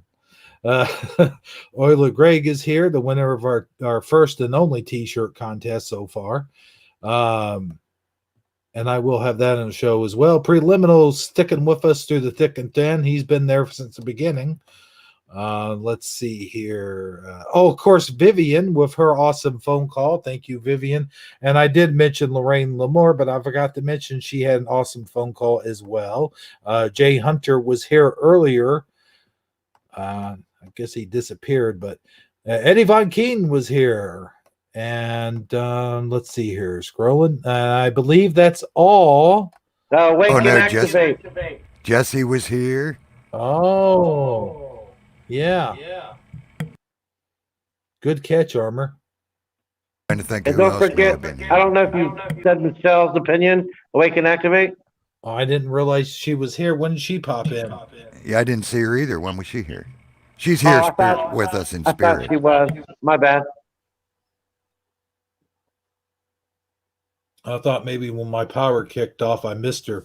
But no, that's all we have for right now. And for tonight, that is, I should say. And like I said, and always will say, I do appreciate everyone for stopping in and participating in the chat and being here. And, you know, as Armor said, we'll get through all the mushy stuff, mushy, when we have our anniversary show. So, Armor, I believe you have the ending credits. Can you play me? Oh, shoot.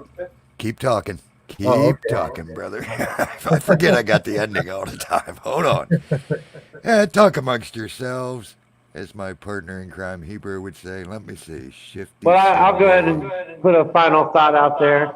All right. Thank you. Just a reminder, guys, with all this stuff that's going on, I know I say this every week, but just in case you weren't here last week and you're here this week, or you happen to tune in next week or whenever, just remember the mainstream media, don't watch too much of it. I mean, if you got to stay informed on what's going on with your local news or something like that, that's one thing. But if you watch too much of that CNN, MSN, and all those other N's and C's and B's, you're going to end up brainwashed. They got an agenda. They're pushing their agenda. They're trying to scare you. They're trying to influence you into doing this or influence you into doing that. Just try to use your discernment when you do watch it, but for the most part, try to stay away from it. And don't let them scare you to death with this coronavirus stuff, and don't let them get you too caught up in a political agenda. None of that stuff really matters at the end of the day. It's the kindness and it's the love that you can do for the people you care about that really matters in this world. And just try to stay focused on taking care of yourself and your family and doing the best you can to stay positive and free from fear. That is my final thought. Amen, brother. Awesome final thought. Yeah, because it's a win-win for the enemy, this whole coronavirus thing. The demons behind it get to feed on the fear they generate. The big companies that the demons run through the people get to benefit from what they sell. So forget all that fear. Go to the Father. Fear is nonsense. Well said, brother. Awesome final thought. All right. Play us to the desktop. Me. S is for the S's that have disappeared. H is for Haas, it's changed, my dear. I is for incredible, lots of changes to our edibles. F is freaky 'cause Mandela effects are all the buzz. And T is for time that's running fast. Y is for your memories, hope they last. If it's not a fun day, won't you join me Shifty Sunday? Shifty Sunday for Emmys. Shifty Sunday, if you please. That's all, folks.